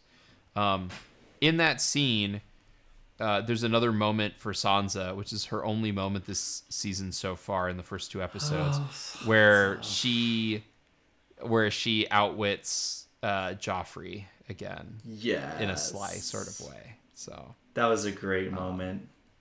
And the Hound backs her up. No, the Hound. The Hound backs her up. Yeah. It's almost like the Hound is like her guardian angel for some reason. I remember thinking that in A Game of Thrones, that he was kind of like a guardian angel for her. So I do like seeing moments with them. I wish they had driven that point home a bit more in the first season, though. I hope Sansa gets more screen time second season. She's a really cool character. But yeah, I was sad not watching Tyrion come through the gates all battle scarred and filled with dust and grime with his crazy hills tribe with what's the name? Shaga and Timmet, son of Timmet. It's totally gonna be a thing. Who we still haven't met in the show. I think we did. He's the one without an eye. He's okay. Of the burn, but you don't really know. And then you have the black ears who have all the ears as the necklace. You don't even know, But so then the story jumps. If you're ready for that, go ahead. Jumps to Winterfell with Bran, and he looks and I think this is where we're starting to see him having a special connection with the wolf. And he looks up and he sees the comet, and I'm sorry, but this comet was a huge thing in the books. It was a huge thing in the book. It's this streaking thing going across the sky. I felt like they depicted it pretty well in the show. But in the book, It was everywhere. I mean, it was all the characters noticed it. It was in every scene, at least in the first, 100 pages. The other thing that was in the first 100 pages was the great white raven that would go to all the different cities and all the different locations. It went to Dragonstone, it went to Winterfell, it went to King's Landing, it went to all these things. Because the masters in the Old Town checked all their measurements, and they realized that the great long summer is coming to an end. So I don't know if they did it to everywhere, but, that was that. So that was sort of the information that we got from Winterfell. With a Bran scene. Finally! Bran! In the Stark Kid Roundup. They had a Bran scene in the last episode where they're advised that Neddard is deadard. That's right. They had to, yeah. And then it shifts over to Dany, aka Daenerys. Oh man, I got problems. A problem. Especially in episode 2. Okay. She looks up and sees the comet. Yeah, they're traveling across the Red Waste. In the books, Silver doesn't die. Her horse doesn't die. Nope, still alive. Okay. I mean, not a big issue, but I mean, all of these things have like little reciprocal effects, right? Like little ripple effects as it goes. It's just, it's one of those things like they have to change this. Why do they change this? The more arbitrary the reason, the more potential issues down the road. But in the books for Dany, she comes across a deserted city. It's a ruined city, and it's there that they take refuge. and it's there that she sends out the riders. But I just remember reading it, just going into the city where nobody's around with white structures everywhere. It reminded me of that scene in Serenity when they went to the planet Miranda, where they're walking around and there's nobody there. That's exactly how I felt reading it. I understand you got to take things out of the show. I get that. So that's where Daenerys is. That's kind of all I had for her for that episode. Yeah, again, it's one of those things that's like they're going to incrementally advance everyone's story like 1 or 2 paces on the game board.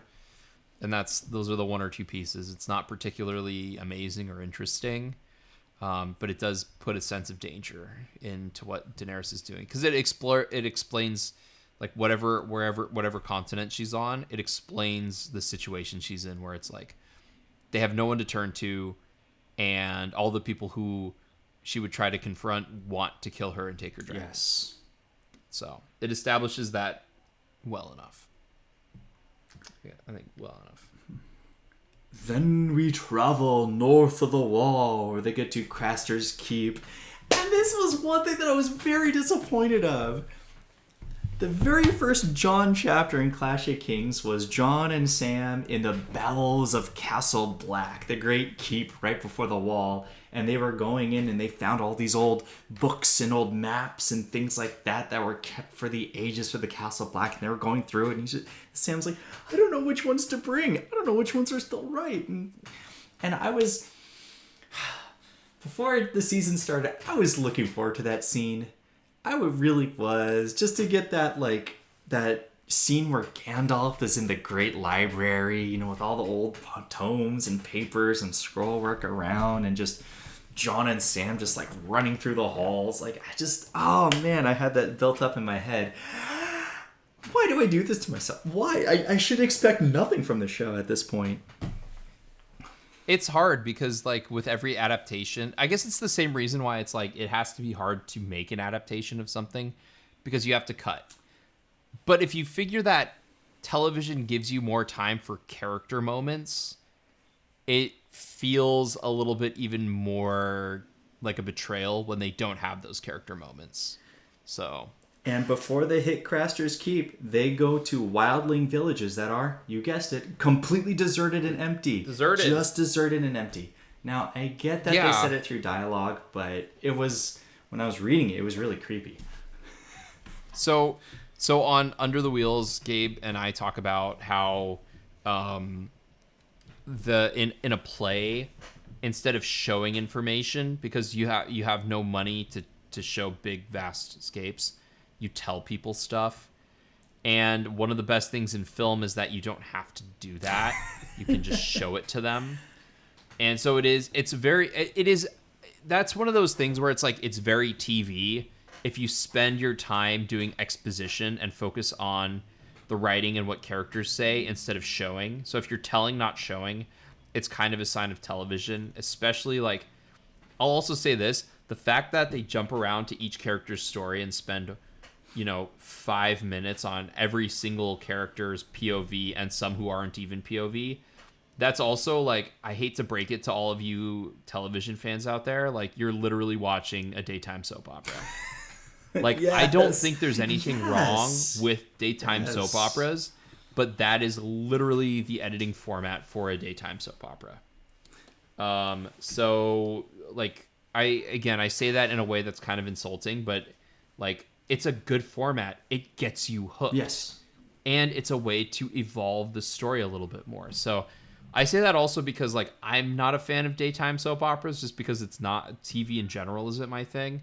But, like, daytime soap operas are, like, very much looked down on, and there's reasons for that, but they're not particularly the best reasons. So anyway, I'll get off my soapbox. They've gone, well, to be fair, they went beyond the wall in the season finale of season 1. They did. That's true. That's they already fair. went beyond the wall. So I'm sorry that you didn't get your Sam and John scene, which I agree. They're like, we'll talk about it even in this episode when Sam's like, "Oh, these girls, they're so great. I love these girls." the scenes with Sam and John are great. It's always great to have your comic relief character helping to reinforce your main character and like helping to make them a little bit less serious. Yes.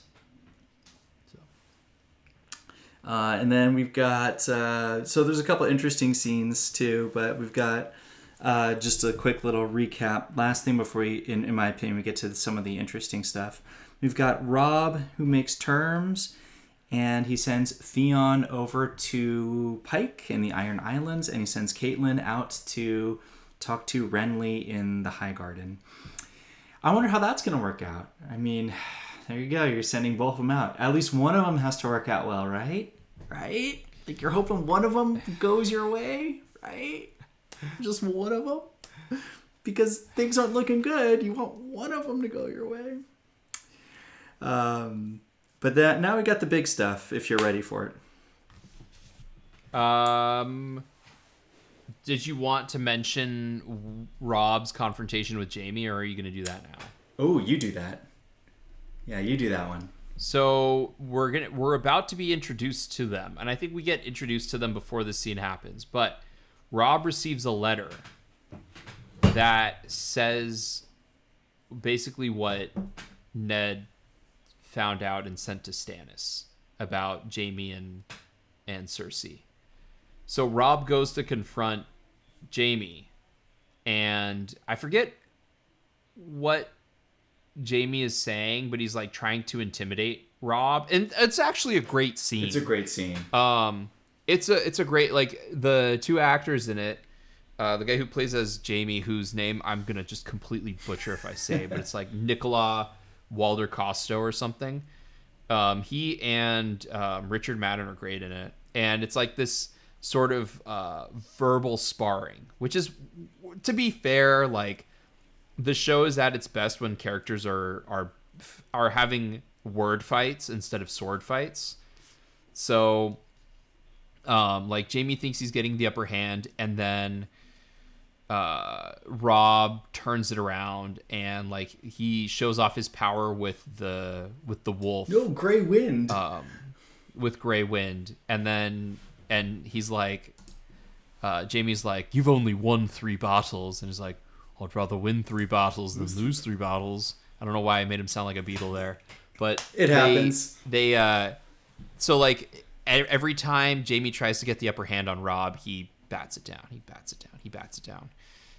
And so then Rob offers these terms that are insane. Yes. It's like, give me back, I'll give you Jaime if you give me Arya and Sansa, Senzu beans. And if you declare the North a free, basically the equivalent of a free state. And Rob knows that he has to do it this way because he has to show he wants his terms to be declined, and he sends those out. And he sends those to King's Landing. And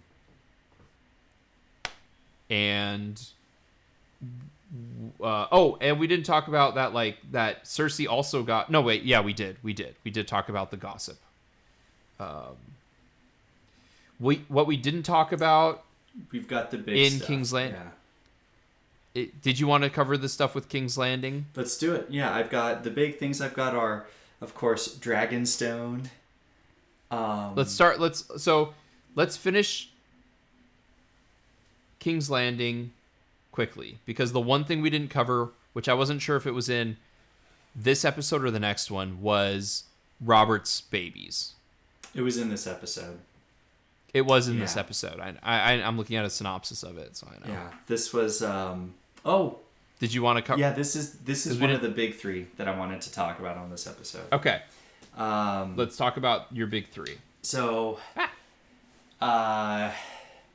as this episode winds down, you get to the end of the episode, which is the purging of Robert's bastards.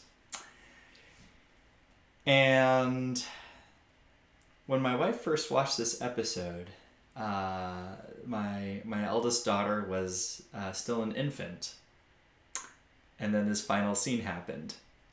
Needless to say, she was really, really shook up from that scene. So it just was really really powerful.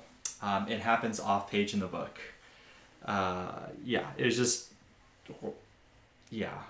I'm sure that if you're a mother and you're watching that scene, especially with the baby at the time, is like really like, so it was very powerful for her.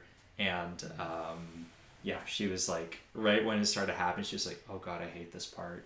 So she remembered the whole thing as it was happening. So, and yes, actually, real quick on the political front, Janos Slint was the one who got paid by Cersei to betray Neddard Stark.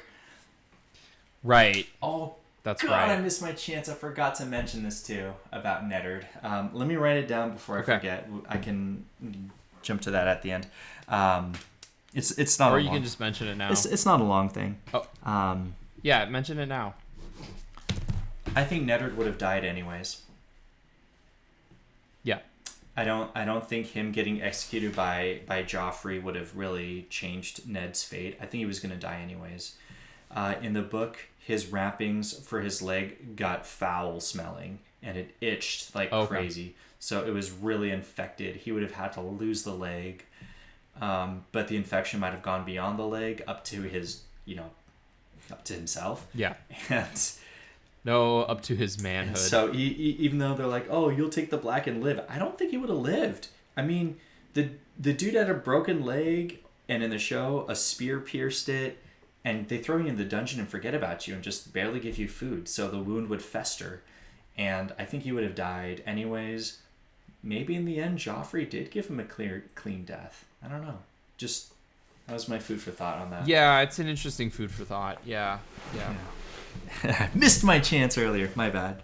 But yeah, so that was my big point on the last scene in season 2, episode 1, was that my wife was nursing a baby at the time she watched that scene, and and Roz is in it. So I'm done. Well, with that we can point. talk about Roz now, or we can talk about her in the next episode. And it's like a series issue, so we'll talk about her in the next episode. Okay. So what was your second thing? Oh, well, I guess the only thing about that is like it brings it back to Gendry, and Arya's hanging out with Gendry, so for a good 20 seconds. The showrunners love Arya, so there you go. So I think she has 2 scenes in this episode. There you go.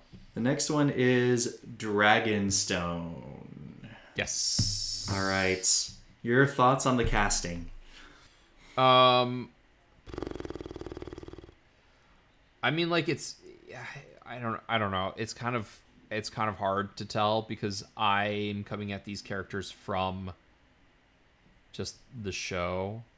I imagine they're all supposed to be a little bit younger than their cast. Sir Davos, no. I thought Melisandre's perfect. Okay. And Stannis is okay. I feel like Stannis, like the guy who plays as Stannis, Stefan Delane, like I've seen him in other things where he's just like he looks kind of creepy and he sounds kind of creepy. And so like I don't necessarily see him as like this super intimidating warrior, but I like it's hard for me to, I don't know, it's hard for me to judge. He just looks like a creepy dude. And Melisandre's kind of like I don't know. I'm like, she's kind of hot, so it's fine. I don't know. Does Stannis look like a hard man? Kind of. Oh, they did you an injustice. I mean, like, yeah, he's. I mean, I don't know because I didn't read the books, so I don't know how I would have cast it. But he doesn't look like he doesn't look like a hard man in the sense of like Viggo Mortensen now. Well, I guess Viggo Mortensen even back in the day looks like a hard man. Like maybe there's a little bit too much softness, or maybe it's just his hair that kind of throws me off. But he looks like a guy who's creepy, and maybe it's because, like I said, I've seen him in movies where he's creepy. So I thought it was a pretty good cast, but maybe it's just the acting or how he was supposed to be directed to act. But in the books, he's described as just a hard man, just hard. Yeah. Um, Yeah. I like. To me, the actor who plays as Davos looks like more of a hard man, but I like the actor who plays as Davos, so I'm partial. But you said that Davos to you, who is a point of view character. yes. Davos You is... said he looked like a hard, or he was accurate to what you were thinking. Yeah, Sir Davos Seaworth, the Onion Knight. I thought he was well cast, and hearing him speak and act, he's thoughtful. He's an ex-smuggler, Yes. and he's very thoughtful and not one to rush into a situation. Let me put it this way: he's a realistic smuggler. Sorry for you Han Solo fans out there, but Sir Davos Seaworth is an actual smuggler. So yeah, and he's missing the final joint on his fingers of one of his hands, maybe both. That actually got mentioned in season 2, but it's kind of a slight detail. Oh, yeah, episode 2 they mentioned. I didn't even know that. I was okay. I appreciate that. I caught it. I don't remember it. Well, I was looking for it. Right, like those are things I'm looking for, little details about the characters. So yeah, he's a hard man. In the books are definitely so they veer very much from the books, but they still cover the same thing. So they burn the 7 gods, like we were talking about before, the septs, right? They're born septogram, right? 7-sided figure, septs, 7 gods. So they were burning them.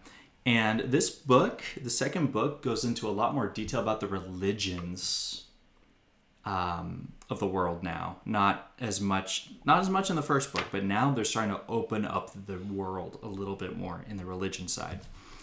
And so Melisandre is the red piece of roar, the Lord of Light. What? But say it without the accent, Sure. so people out there. Rolor. It's like R''HLOR. Rolor. So I like to just go roar. Yes. Roar. The Lord of Light. It wouldn't be a fantasy novel if there weren't a bunch of apostrophes where they don't belong. So Right. And in A Clash of Kings, actually, it opens not with the burning, but just with the Master going to try to poison Melisandre. And the Master looks around, and he's not a fan of Dragonstone. It's a very hard place to live. Stairs everywhere, just tons of stairs. And I was a little sad reading the opening, because in the book, Stannis has a daughter, Shireen. Half of her face is disfigured from the grayscale fever. And there's a fool there who keeps the daughter happy. And the daughter's 10, and the Master's just really sad, like, this is no place for like a little girl who's supposed to be so happy. And it's a really grim, dark place that I feel just emanates heat and volcanoes. I thought the darkness was captured very well in the show. yeah, And I got to see one of the scenes when I first read it in the book. I was really excited to see it in the show, and they did not disappoint. The painted table. That scene where they're all sitting around, that table is Westeros. And the seat that's a little bit higher than all the other seats is where Dragonstone is. And so I thought that it was just really cool to see it. And I'm sad they didn't do more visuals of the table. Because they built it, right? They built it. They could show it. Like, I just... there's going to be, I feel like, maybe later on it will be better, but there's a lot of production design that just is not like that. Like, I look at that table and I'm like, that's awesome, that's cool. Like, I wouldn't mind if they showed that off. I can kind of imply what that's about, but I would rather be able to see it like in glorious detail, like linger over it and show it off. Yes. Like they did the bloody sword. That did not look like Valyrian steel. Anyway. So the Maester goes to poison Melisandre. Yes. As they're talking about, they're making their plans, and she's like, "The one God will protect you." And Stannis is like, yes, I have the one god on my side. And as he drinks, he dies. And as she drinks, she doesn't. But I don't know if you noticed this, but she wears a red ruby around her throat. And as she drank the poison drink, the red ruby was glowing. And I could see it because they shot her from her face, and then they were shooting higher to the ceiling when she was drinking the wine. And her ruby started to glow. And I thought that was really cool. Nice little subtle little placement there. So I appreciated that. So, like, on that note, they even show him slipping in, like, a pill into the wine. Yes. But why the heck would he drink first with the pill in the wine? Like, what is the game plan there? Because it sounds like you're drinking your poison anyway. And maybe the magic was that, like, by drinking it, like, it was poorly done in the show. Because he poisons... Like, why are you drinking your own poisoned wine? I think in the book, he pulls a Dread Pirate Roberts and poisons both glasses. Because he's old, he's about to die, he's okay with it. As long as she drinks out of one of those glasses, it's going to be fine. I can't remember exactly how it goes down because it's the very first chapter in book 2. But he's a little bit more sly about it. And I think he just poisons her drink, but she makes him drink it. And then she drinks it. There's some weird thing that happens there. It's either he poisons both cups, or he just poisons hers, but he ends up having to drink it too. There's some weird thing that happens, but before he dies, he realizes that she's fine, and he freaks out and dies. I think what they were trying to go for in the show was a Dread Pirate Roberts, where he poisoned both cups. But he only poisoned one cup. And he only shared one cup. So, like, when he starts dying, I'm like, of course, you're drinking a poisoned cup. And then when she doesn't, I'm like, okay, that's weird. But maybe it was like a pill and, like, you accidentally swallow. I don't know. It was just like, maybe their attempts to, like, there's magic, but it's not real magic. Or, like, it's magic, but we're trying to pretend like it doesn't exist. Like, I don't know what they're going for there. I think that they're trying to show like she would drink it, but the poison got reflected onto him instead of her. I think that's what they were trying to show in the show, but it wasn't done well. It was not. I will say that because we're still confused. Who poisoned who? I mean, like, I just don't understand the motivation of the priest for doing it that way. Like, so I mean, yeah, I don't think it was done particularly well. Go ahead. I just got my final thing about this first episode of season 2. Go ahead. And that is Tyrion. So Tyrion and Varys have a very interesting relationship, and in the book, he finds her very quickly. Varys finds Shay very, very fast, and basically he says, "Oh, Shay, did you see those eyes looking down at you from that one bridge? Isn't that cool?" And in Tyrion's mind, he's thinking, Varys is saying that I have eyes everywhere. And so they start talking in code. And as they talk in code, Tyrion is translating for the reader, like, this is really what he means. And it was just really cool. Hard to do in the show, but that dialogue wasn't that great. And Varys also gives Tyrion a riddle. And the riddle is about you have 3 people, and I don't know, it's some weird riddle. And yeah, there was no mention of the riddle, and it was just, I was disappointed in that too, because Tyrion and Varys end up forming a strange kind of bond. Now maybe they're going to do it later on, but at least from the beginning, it didn't seem that well done. Do you remember what the conversation was in episode 10 between Middlefinger and Varys? Because I have a note there that says I like the scene between Varys and Middlefinger, though the show is much less interested in having gray characters. I try to block out those scenes because they just are. I don't. Garbage. Yeah, I don't like them. I don't think they should be there. Get rid of those scenes. Put some of that Castle Black in there with Sam and Jon running through the halls. Put that in there instead. So is it like getting to the point where like any like the scenes that aren't told from point of view characters in the book are starting to bug you? No. Okay. Because episode 2, I think is a good jumping off point for that. Except for maybe the Roz thing. Not a fan. Right. So my thoughts on, I thought the episode had a really good pace, especially like even watching it now, it does feel like it's trying to get you back into the world of Westeros, because one of the problems is after the season gap, you cannot assume that everyone has rewatched season 1. You have to assume that people have not been watching it. So it moved at a good pace to reintroduce everyone. I liked how in the beginning of the episode, the events were linked by the meteorite, but it fell off halfway through, which I didn't like. Yes, I agree with you 100%. For some reason, I have a note in here that says Lena Headey is hot. I don't know. I mean, like it's true. I mean, I've always thought that, but I don't know why I have a note in there. Maybe it's like as she's going around and like being conniving, I'm like, oh, it's, you know.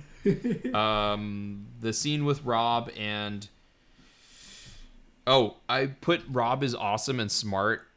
He's good at he does a good job with the Robb and Jaime scene, which we already talked about. And then I did think it was smart. Oh, we didn't talk about the scene with Joffrey and the Queen where she slaps him for saying something. Like, I forgot what he said. I think it was in relation to his birth. And she slaps him.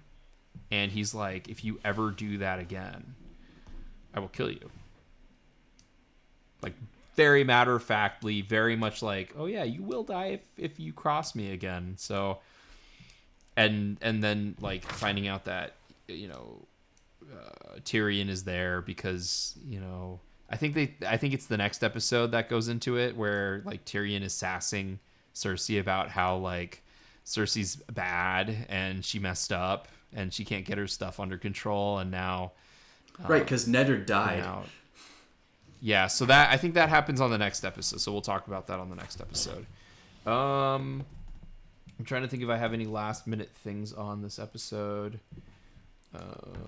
Was it a good season 2 opener? Did we talk about Beyond the Wall? They start talking to Craster. I mentioned it. We didn't talk about that. I just mentioned it. Okay, you did mention but it. Not to any real detail. And they have like the creepy situation he has where he marries all of his daughters. That was super creepy. Is messed up, and like John or Sam was like, what happens to the boys? And it's like, thanks for planting the seed. Yes, we'll see how that develops. And J.R. Mormont takes John aside and he's like, you can't be an impetuous boy, you need to follow the Saving Private Ryan, follow effing orders. So the army trains you to do one thing, follow effing orders. I think it was I think season 2, like, it's a good enough start to it. Maybe it's because we've been watching the series in order so much. But I think it was a good enough start because it put everyone in place. Yes. Also, the music, in the opening music, it opened, but it's also showing, I think, starting this season, it will now only show in the beginning song locations that are actually in the episodes. I know that eventually happens with the show. I think starting this season, it might do it. Now, they either do every season they cover the new locations, or the locations in the episode. But that's another thing I noticed. The opening titles I like a lot. I think they're great, fun. So I do too. I know. The music's amazing every time. Just just gets you in the mindset and the mood for the show. Just really, I mean, it really shows how much music can really influence, a film or a show. Yeah. What do they call them? Talkies? Yeah. Go to the talkie. You got to go to the talkie picture. The motion picture with sound. Soundy. No. Should we move on to episode 2? Yeah, let's do it. All right. Also, D.B. Weiss, David Benioff written, Alan Taylor directed. Go ahead and take it away, sir. All right. First one I'd like to jump off is in King's Landing. Okay. So Tyrion actually talks to Janos Slynt, who is the guy who betrayed Neddard Stark, or AKA Deddard Stark, and they made him Lord of Harrenhal. Now, Harrenhal will be a very interesting location throughout the series, I think. And they wanted to know who was murdering the babies. And basically told, hey, yeah, you, Janos Slynt, get out. You're going to take the Black. You're going to go take the ship, go to East Watch by the Sea, and take the Black, and you're going to be one of them now. And so he forces him to do it. But in there, yeah, so I don't really remember how that one goes, but in that scene in the book, Tyrion gets them all drunk before all that happens. And after that happens and he reveals and goes off and takes the Black, Varys steps out. I don't know if that happened in the show, but in the book, it was Tyrion and Varys working together to get Janos Slynt out, and thus their alliance. Nope. Their friendship and alliance. So they planned it together. And also in that scene, I think you realize that it was Cersei that ordered the murder of the bastards. She gave the code red. They imply it. So they don't... Varys does not step out. I remember because in the behind the episode, they're like, yeah, and we show that Tyrion is actually really good in this world. And it's like, well, yeah, I mean, this scene does show that. But if Varys had stepped out, that would have been much better. Yeah. It would have been more interesting, I think. It would have added another dynamic to it. And in the show, they said that Joffrey was the one who ordered the bastards being killed. But in the books, it's Cersei that does it. Okay. So it's a slight difference. I don't know. Yeah, it was one of those things where I watched the show and I was like, wait a minute. Wait, I don't know if that's right. Why did they change so I had to reference and look back. Okay. But yeah, they plan to get him out So together. this is the episode where Tyrion and Varys exchange threats. This is the episode. Okay. They didn't do it in the first episode. Okay. They do it in this My episode. apologies. It's okay. There's no... Yeah, let's see. Any other thoughts about that? Yeah, so he elevates Bronn and Tyrion is just like, Bronn, would you, if I ordered you to kill a bunch of children, would you do it without question? And I said, no. I'd ask how much you'll give me. And that kind of worried Tyrion, it looked like in the show. Yeah. But I thought that was kind of an odd thing, like. That's what he says in the books too. Not a great answer. And remember how you said last time? He's a sellsword with a heart of gold. Is he really? No. I said he's a sellsword with a heart for gold. Ah. For. Well spoken, sir. They also, I guess they disagree to... They ignore Rob's demand for peace, which we knew was coming. Although Tyrion adds something about like, well, yes, but you must realize like he is undefeated in battle and he is winning this war that you're waging. Oh, that's something else I wanted to mention, but I'll mention it in a second. And then also the Night Watch is requesting more men, and Tyrion is the only person on the council who's like, do you guys realize what the purpose of the wall is? Like, we really do need to fund the Night's Watch. And they're like, "Oh, you're believing in ghost stories." And No, it's like, Grumpkins and Snarks. I don't really no, care Grumpkins and what- Snarks. No, What? Grumpkins and Snarks. No, Grumpkins and Grumpkins and Snarks. It's like, there could be Snarks. Heffalumps and Woozles on the other side of the wall. The point is, we don't know what's going on in that corner of the wall, and the only people that protect us are the Night Watch. So I know that one of the things that that's you're on the third book.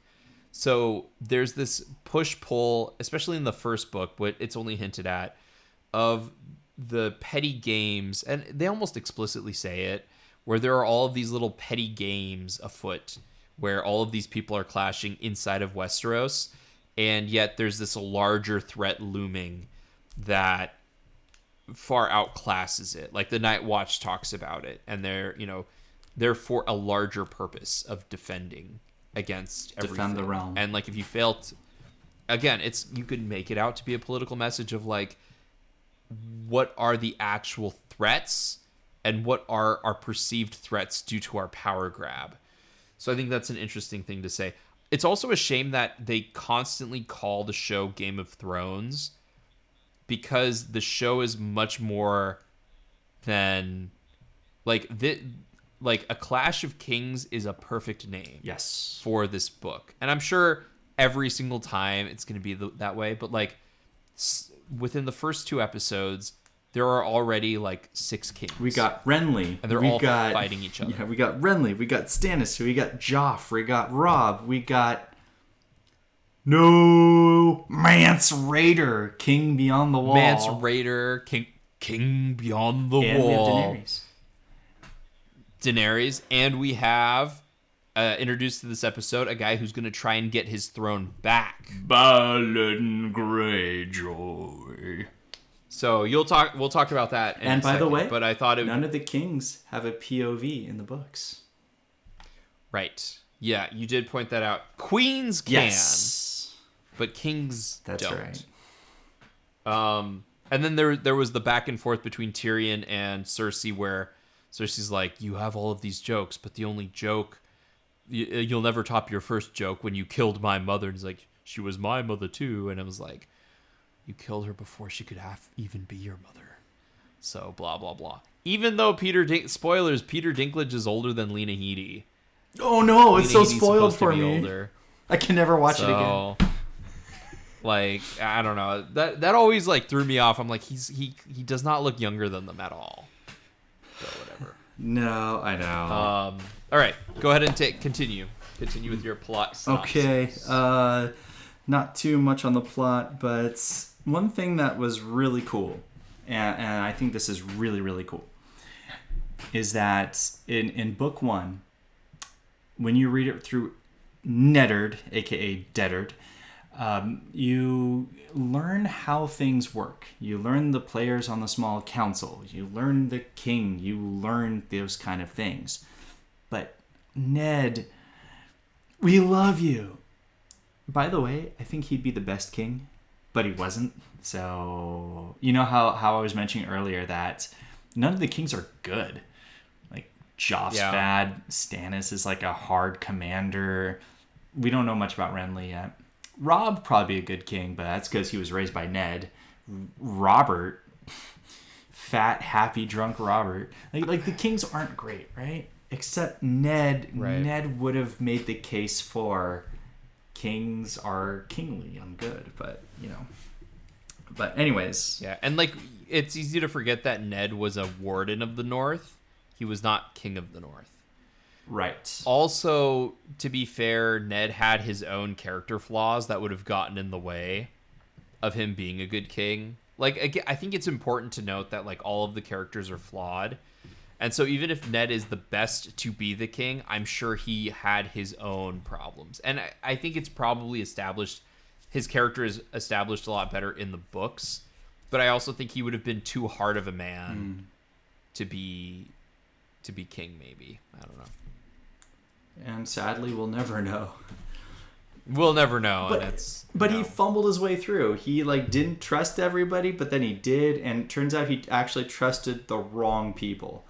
And now Tyrion's in there, and Tyrion knows how that game is played. And so it was just so fascinating to read this, because Tyrion is in his elements. When I started reading Clash of Kings, I realized that this book was Tyrion's book. It's totally Tyrion's book. He navigated the small council. He navigated the politics, and he worked with everybody there. He formed an alliance with Varys. He got the things with Shay. I mean, he was working it, and it was awesome to read. He basically started off with nothing, and then he ended up just, well, as you can see, right? You'll watch him do his political stuff, and it was just so awesome. Like, man, like if Ned, he could have never done that. He could have never done that. He was not the right person for it. I mean, Varys refused to give alliance to Ned. It would have had to been on Varys' terms, and I think Ned was too old-fashioned to feel like he could have worked with Varys. Yeah. So, who ordered the purge, Joff or Cersei? I thought it was implied that Cersei was, or I'm sorry, I thought it was implied that Joffrey was the one who did it. That was my thoughts as well. But it was in the book. It's Cersei. We'll see if that changes. We'll see if that's a red herring. I already talked about Daenerys in the Red Waste, but she sends out the 3 riders, and one of them comes back dead. And I'm sorry, but Ricardo doesn't die in the books. No, he's still alive and well in the books. And in Clash of Kings, he doesn't die. He just comes back empty-handed, saying, "I went out as far as I could, found nothing, and now I'm back here." But he's still alive. I think he's the whip for Daenerys. All the Blood Riders have a weapon attached to him. I think he's the whip. But yeah, he dies in the show, and I was like, okay, yeah. So I guess my point is that they're clearly veering off the letter to the law of the source material, which we'll see how it goes. Exactly. Maybe later on in the books, maybe he didn't play a big role, so his loss would have been impactful for the TV show. Yeah. What do you think about it? Probably no opinion on it.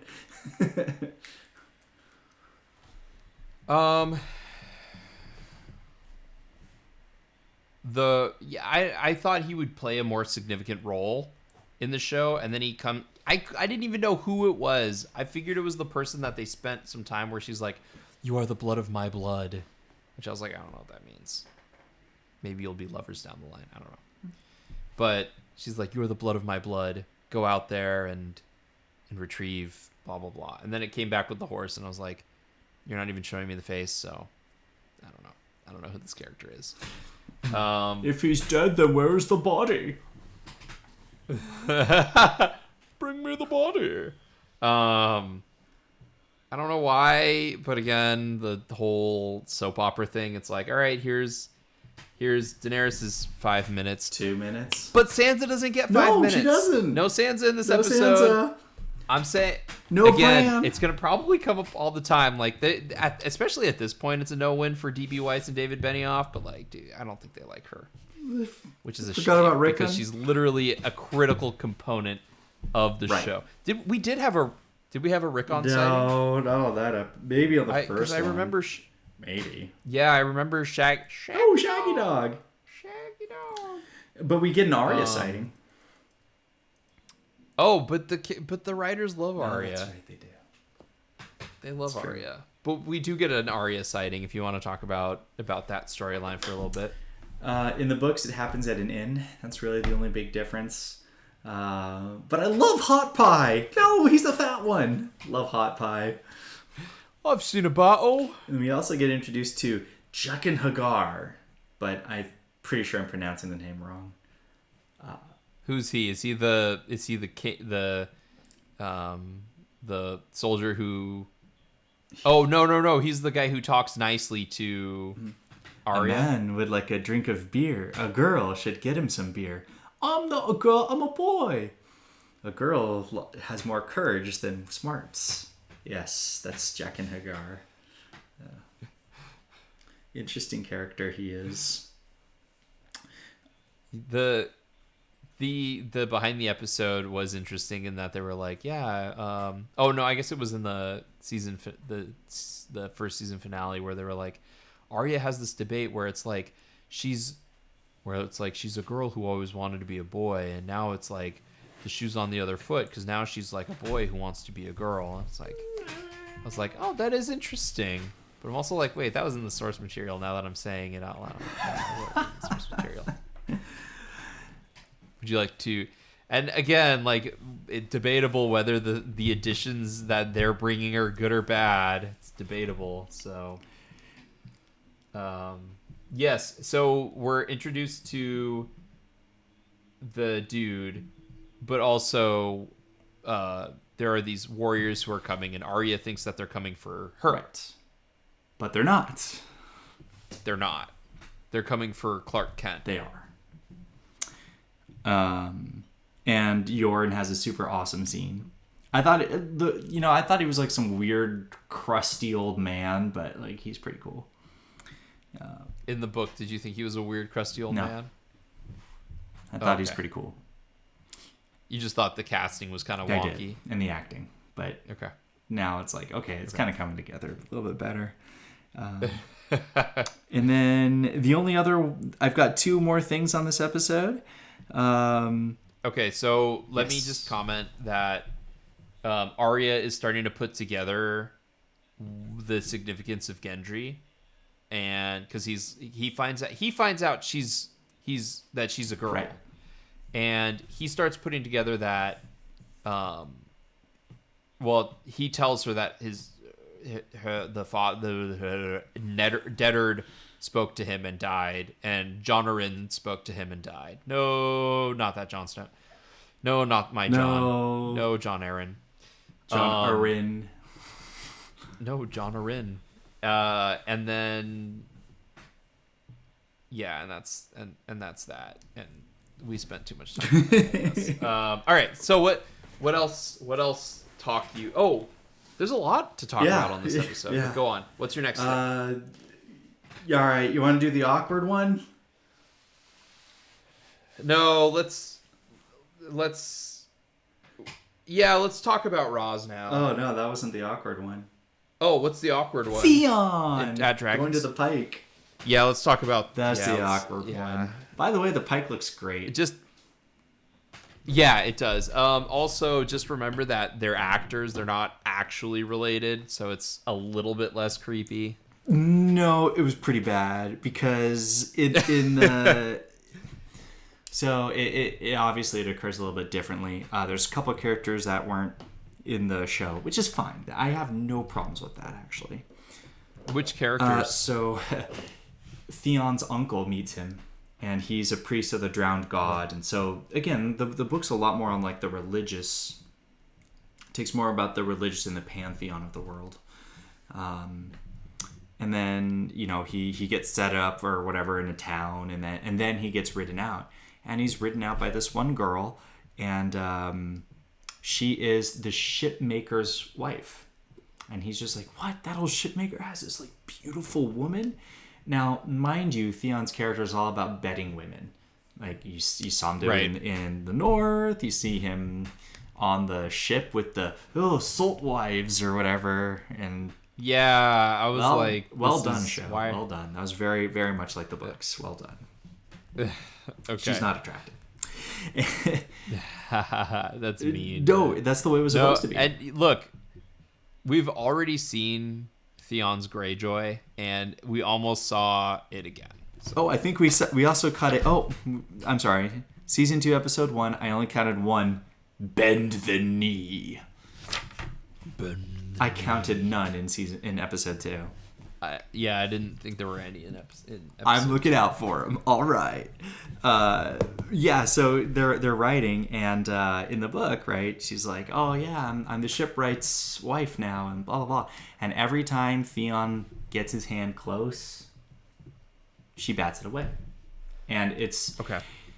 It's very, and they talk about meaningless stuff. It is reminiscent to me of that scene in It's a Wonderful Life where they're both on the phone and they're talking about something meaningless, but all the action is happening with what the actors are doing. That's kind of how it was like in the book. But every time he got close to a region, she would slap him away. And that's where it got really awkward on this show, because clearly his hand was on one of those regions, sometimes for like a long time. By long, I mean like a couple of seconds. And one of them, it looked like she was even enjoying it for a minute. That was very that was very much away from the books, in my opinion. Because in the books, she just slapped it away every time he got close. And yeah, and in the book, her name is Asha, which the showrunners thought that was a little too close to the name Osha, which is the wildling in Winterfell, and thought that the viewers were gonna mix them up, so they changed her name to Yara instead. So those are my thoughts on that. Okay, I need to check something. Yeah, her name is Asha Greyjoy, and the show they called her Yara, and I think the reason is because Asha and Osha, who's the wildling in the north, are too similar. I think that was the reason given.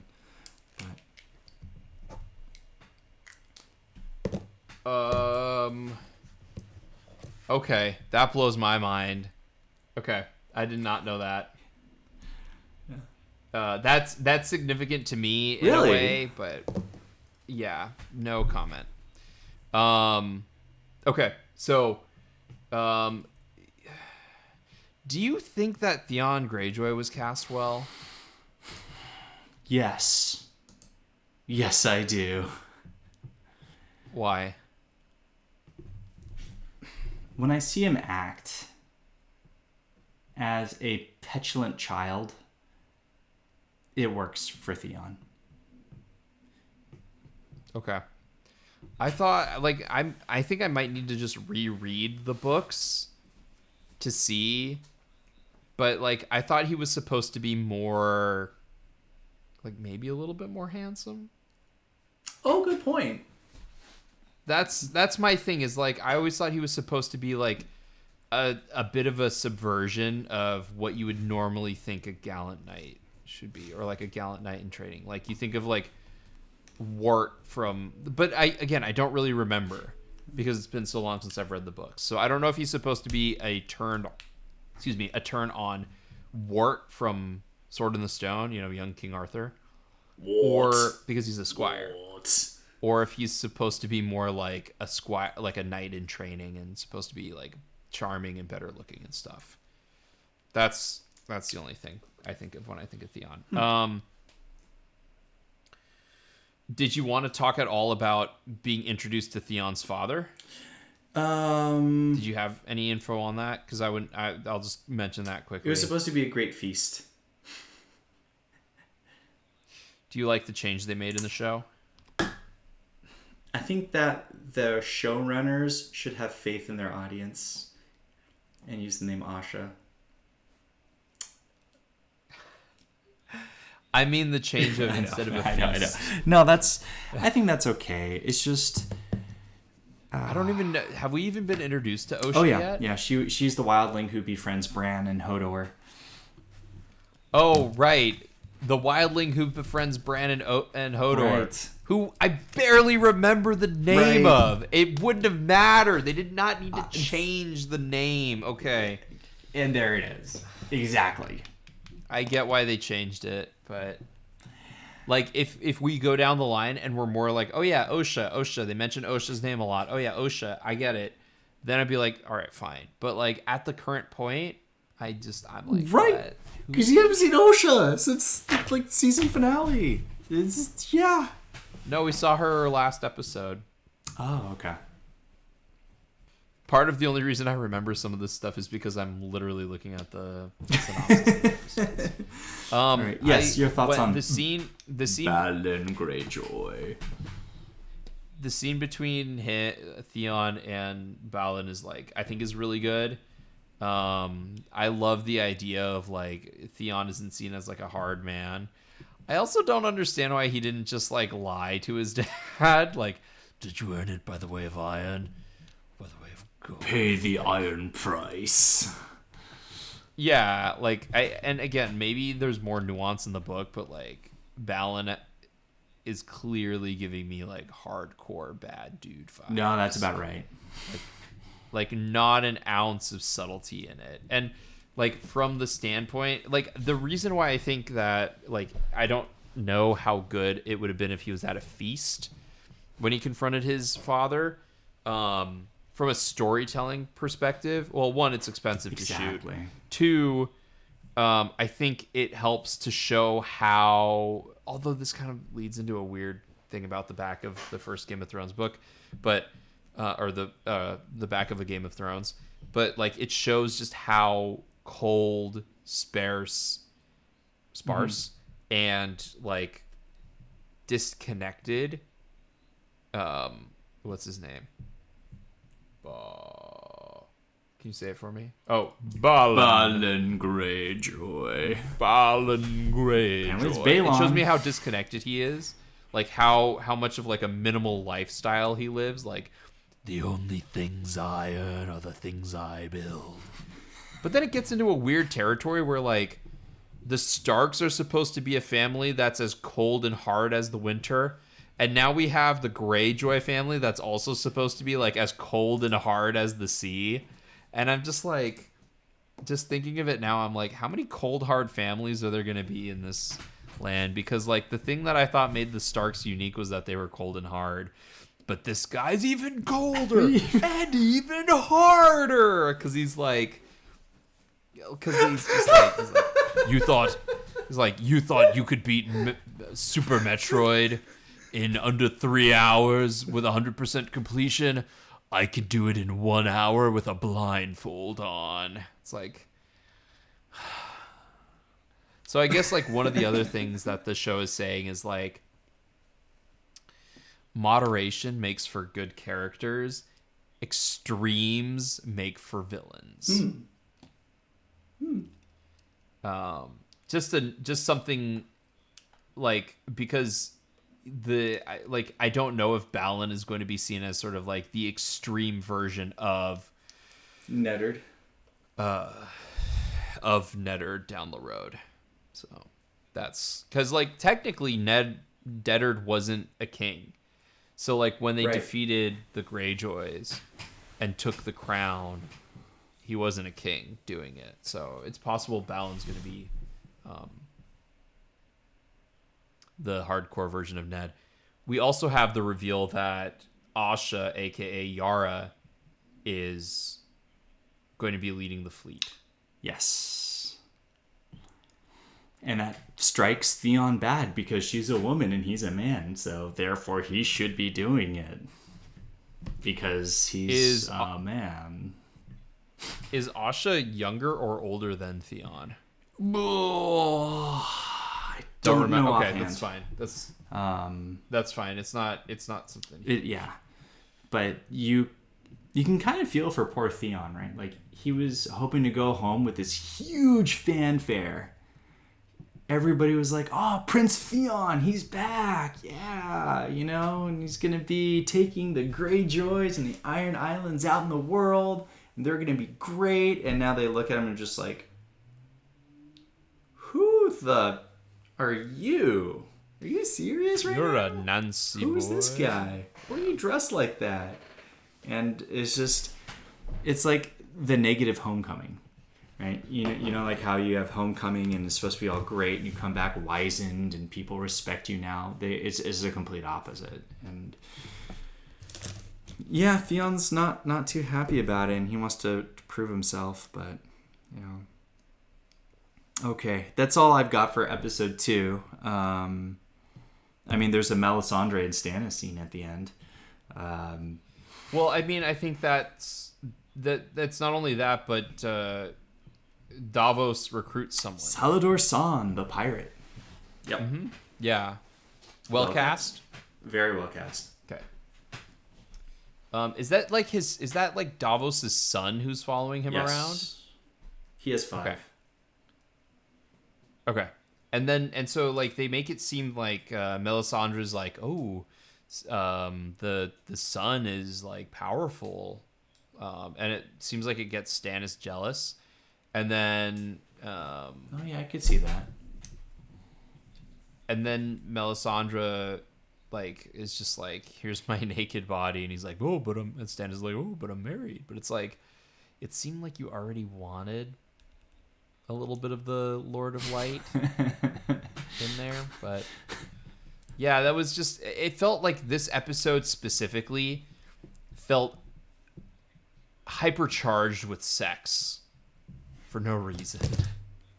Like, it seems like if there was a theme to this episode, it was like, it was boning, which made me feel kind of weird. I was just like, I guess. That's right. Because we've got the Theon escapades, Yes. and then we got the Stannis escapades, and then we've got your favorite character. Yeah. Well, and it feels harsh, but we'll talk about her in a second. We didn't talk about Beyond the Wall. Oh yes, that's right. We got Craster, Gilly, and Newborns. Did it really move the plot along? I mean, Jon ran after Craster, and when I first saw it, was that the old bear that knocked out Jon? Or was that? It was Craster. Craster. It was Craster who did. Okay. Yeah, it was Craster who knocked him out. Okay. Yeah. Couldn't tell. So I think it's interesting that Sam, like, they appeal to Jon's good nature, and I really like the dynamic between Jon and Sam, just the actors, and the woman's like, oh, like, this shout out to Gabe if he's listening, but they have a Clive Owen moment. They want to take your baby. Excellent. That's from Children of Men. So I saw the movie. Like, I like that Jon draws his Valyrian steel blade. That's just a shiny steel blade. Long claw. And I like it when it's drawn. It's It cool. is. I can understand why they started selling them as like nerd stuff to buy, because I'm kind of like, I love the pommel of it. I think the pommel's so cool. Yes. Yeah, so Craster takes the child into the woods, and something takes it away, but it looks like a giant, but also I'm not quite sure what exactly it is. The Wikipedia article kind of declares it to be something. And like, Craster does make a good point, like in the previous episode where he's like, or someone makes a point where it's like, he must be doing something right because he's got all of these daughters and he's still alive and he's married to all of them, which is just creepy. But yeah, so Gilly kind of joins the party, I guess. Yeah, and I actually always thought that Craster must be doing something wrong if all the wildlings everywhere are joining with Mance Rayder and he's just hanging out. They're like, he must be doing something right or something wrong. Because he's alive. Well, he's alive. That's what they're saying. Is like, oh, you're saying not something wrong, like something in error. You're saying like he's doing something sinister. Like all the other wildlings are gone. And not because they're dead. Yeah. They're joined Mance Rayder. Right. So why hasn't he? Like, there must be something wrong. It's just something not right with him, or maybe Mance Rayder doesn't want him along, or it just where they're like, he must be doing something right. It's like, no, the opposite could be true also. Like, maybe he's the one who's in error when all the other wildlings are correct. When everyone, well, they're portraying, like, right now they're portraying Mance Rayder, and do you ever meet Mance Rayder in the books? You do in book 3. Okay. Season 3. Yeah, you do in book 3? Book 3 and season 3. You can spoil it for me. Okay. Yeah, you meet him in You can. I know more. That's true. That's true. I know bookends of the show. True. So sometimes I have to dance around a question. Yes, but at the same time, though, I don't want to spoil what's going to happen in the show for you. I know, but I knew you meant. But I'm aware that Mance Rayder's and he is a character, and he does see him. So right now the show is building Mance Rayder to be some sort of a threat, it feels. So right now the impression is that Craster by not joining with him, may be a good guy. But of course, nothing is black and white in this world. And so the idea is like, oh, well, maybe he's not a good guy. Maybe he's not a bad guy, but he's a pretty gross guy and he's a pretty foul guy. But we need to, whatever. We need to kind of keep pace with him. So it does move the plot along in the sense that it pushes the narrative forward for him. He gets his 7 minutes. Jon Snow gets his 6 or 7 minutes on the episode. Oh, how many minutes does Sansa get again? Oh, wait. None. Oh, yeah. I don't have to count. But you know who got 5 minutes? Middle Finger and Roz. Like, okay. Go. This is do you have anything else you want to talk about in episode 2? Oh, let me look. I'm good. So I have this the color grade. So here are my notes. So you were talking about the salt women. So let me just start from the beginning because we were talking salt about the wives. Before we talk about the salt wives, the color grade when they're beyond the wall is really weird. Ooh. Because they make it look like it's shot with like a cold filter. So in film, you have a color temperature for your lenses. If it's really yellow or like, if it's really like yellow orange, then it's a warm color temperature. If it's really blue, like a light teal blue, then it's cold. Okay. If you shoot it if you're shooting it where it's cold, where it's like everything's kind of blue, then your skin tones get drowned out. Your skin tones take a little bit of a blue tint. But in the north, everything is blue or teal blue, like light teal blue, except for their skin, which is the same color as skin normally is. So the grade on that section looks weird because of it. It doesn't happen all the time, but it definitely happened in episode 2. I maintain the idea that Alan Taylor, the guy who directed this episode, he also directed the previous 3 episodes, is a good TV director, but judging by the fact that we have found other cinematic ways to present information, he has not proven himself to be a good movie director. So the show is getting to the point of starting to feel cinematic, but isn't quite there yet for me. Especially because the way that the scripts are laid out, it maintains the sturdiest of TV formulas, which is the soap opera. Sturdiest. Which again, people can argue with me and they can be like, it's not like a soap opera. And it like, I'm kind of using it as an insult. Like I kind of use television as a thing, as an insult. So I apologize. I still feel like there is a clear line delineating film and television. And I think it's sometimes better to lean into the TV stuff than the film stuff. But I'm a film guy, so I, of course, think film's better. Even though, in the case of Game of Thrones, a film would not be better. I did not know who the Salt Wives were, so when that woman showed up, I was just like, I don't know. What's this naked girl doing here? Yeah, there were the scene that I continue to love. I hope I continue to love Tyrion and Bronn, and then finally we get to Roz. So there was a lot of needless nudity with Middlefinger's section. And like for some reason they just love his whorehouse. I guess like someone built it and they're like, we have to shoot a lot of scenes in there. And the show had a reputation for having a lot of nudity, like because it was heavily inspired. The format of it was heavily inspired by Rome, which I'll go into that theory. So my theory is that HBO was looking for another show that they could put on that would be like Rome. So when D.B. Weiss and David Benioff pitched it to them, because they were the only ones who figured that Game of Thrones would be a better show than a movie, and the only network that would give them the money to make it close to like a Hollywood production was HBO. And HBO probably saw it as, hey, we loved doing Rome because it was kind of like this perfect mix between sleazy and high class. And maybe we can get that with Game of Thrones. So there's a lot of crossover in my mind between Game of Thrones and Rome. Interesting. In some ways, I feel like Game of Thrones is Rome, but done not quite as well in some regards. And in some ways, in most ways, I think Game of Thrones is significantly better. But that's what came to mind when I thought of Game of Thrones, was they're trying to apply the Rome formula.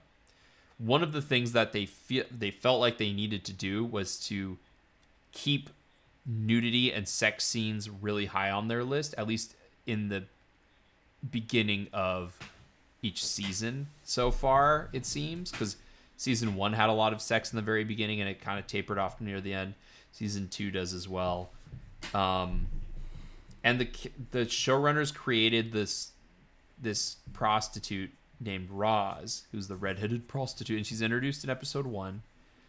She's with Tyrion. She's got a bunch of lines.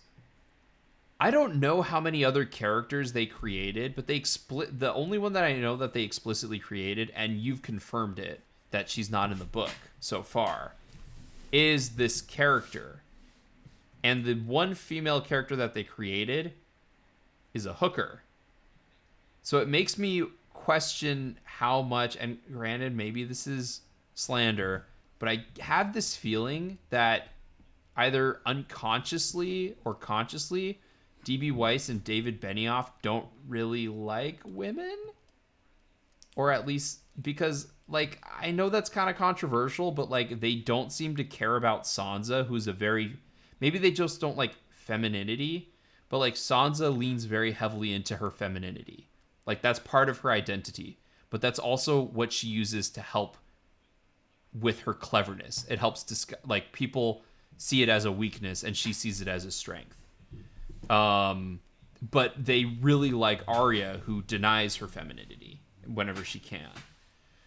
And their only attempt at creating a female character so far is a prostitute, which, like, I don't want to offend sex workers, but the creators of the show and the show itself doesn't really seem to have a high opinion of them, especially in the way that they are portrayed and treated in the show.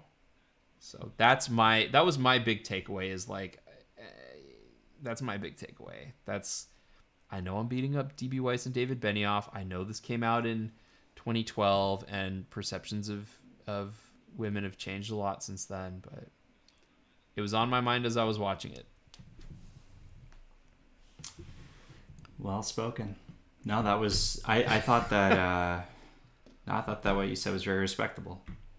And I thought that you were very respectful in saying that hot take, because that's very controversial. That's super controversial. Well, I mean, it is, but, like, we'll see because, again, we haven't seen it, and maybe Roz develops in a way that's very positive, but it feels like their interpretation of her as a character, like, she's in like 2 or 3 of the most raunchy scenes.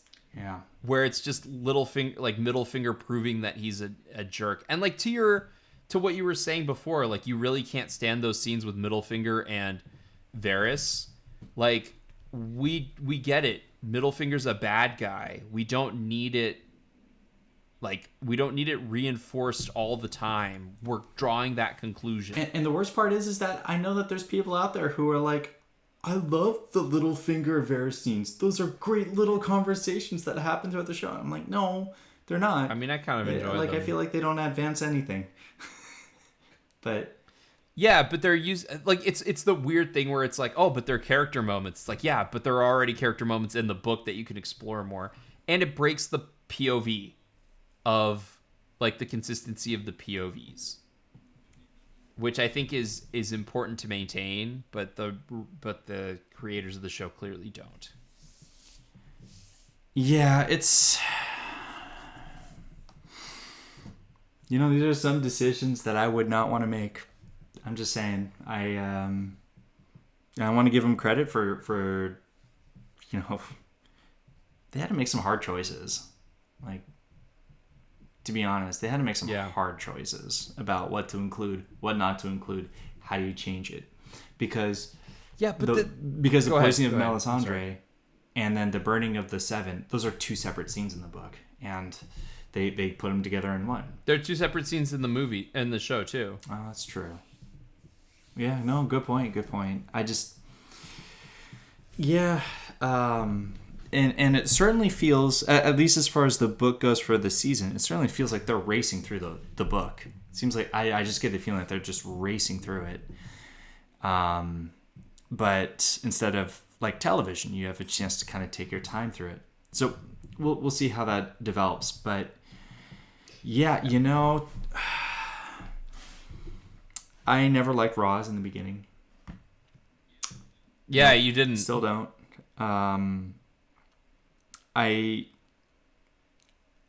Here's what I feel. I feel like they're trying to set a human moment to make the horror of what happened to, she has a name, Megan's daughter, Bara, to make that seem, they're trying to really humanize it, really want you to remember the horror that was done. And I'm kind of with you on this fact. Like if something comes out of this, then well done. But if this whole thing with Roz and all that stuff just kind of gets totally forgotten, like all of a sudden that was like Roz's last scene in the whole show, it'll remind me of the episode of Avatar, a show that you enjoyed and you talk about a lot in Under the Wheels podcast. There was one episode of Avatar that was terrible called The Great Divide. I don't know if anybody remembers that one. That was a terrible episode. It was filler. It was the worst episode of the whole series. And I feel like that's what's going to happen to Roz, is that she is just done. That's it. Like, there it was. They're just... I mean, to your point, that's the point of view. That's what you see right now. Will it continue? Will it hold up? And that's your opinion that you get. And it's not a flattering opinion for the creators of Game of Thrones, right? Because they stylize themselves as the creators instead of the developers for television, which they should have been called. Right. So, and the sad thing is I think that your hot take, which is a good take, I mean, what do they show? What did they do? Not what do they say, right? And what they showed is they definitely lacked the character development from Sansa. Now, granted, Sansa's character development is very internal, and we will see what happens, right? And so where is she supposed to be at this point? Because in the show, I'm getting the sense that she's starting to understand how she can manipulate Joffrey, which is good, which is something that's established well, I think. Or maybe not manipulate him, but like at least work around him. She's scared and trapped and is afraid she's going to die. She gets beat on every single day. And she's mourning her father. And she's got tons of emotions going on. She even misses Arya, whom she never really agreed with in the beginning. Did you get that from the show? Did you get that Arya and Sansa were did not like each other? Like a lot, they didn't like each other. Maybe like in the second episode. She misses her mother. She misses, she's going through a lot. And it's happening off screen. But does the viewer get that from her? No, I understand how she's starting to be cunning, but there's no one who she can talk to about this, I guess. And again, like I said, I mean, I don't think they like Sansa. I don't think they understand her. I don't think they understand why George R.R. Martin included her in the story or developed her the way they did. I think that I'll be honest here. I think that the showrunners might think of Sansa as if she's just a POV character as a gateway for things that happen. So that way the reader sees what happens, not because she's an actual character who has a change. Now, as I said, I'm only, I'm in book 3 right now. I don't know her entire story arc. I don't know what's going to happen. Right. But because maybe it'll change. But give us a montage. Give us a montage. You know, I know that's probably an outdated film technique, but do like a little montage. It wouldn't fit with the consistency of the Right. show. It would break too hard. It would break too hard with the rules that they set. Now, granted, Bran wasn't in season 2, episode 2, so you know maybe they're saving their story for a later episode where they're going to get more screen time. But we're on Sansa watch, aren't we? Yeah, We are on Sansa watch. And yeah, I mean, I'll make the I mean, you could even make the argument that like that it's probably the same thing applied to Bran. That's a good point. I didn't think of that because like Bran doesn't get a lot of screen time, even on the scenes that he's important. And I mean, you can tell me, Lucas, is Bran an important character? Okay, so like maybe they'll get more screen time as it goes, but he didn't have a he didn't have. You can tell who the writers like and who they're like, oh, okay, well, I guess we have to do this. We'll see if things like that change. And maybe they're dealing with other things. Like I would love to hear if they were like, oh, there were other things we had to balance in order to make these episodes. But like it's a little unsettling the choices they're making and who they're choosing to exclude and how much time they're giving to each thing. And I don't know if it has to do with the fact that they're child actors and they only have a limited amount of time with them each day. I don't know. We'll never know. Probably. Let's talk about magic quickly because I know we're going a little bit long because we always do. But I can save it for next time if tell you me like. about. Nope, we got to get it done now because if we get back if we keep getting backed up, we're just gonna get backed up. So tell me about magic. Magic is handled very differently in A Song of Ice and Fire than in any other fantasy thing that I've seen. D&D, you memorize spells and you cast them, then you forget them and you got to study again for the next day. That's the way a lot of magic is portrayed in a lot of different fantasy things. But the magic in this world is very subtle. It's not in your face.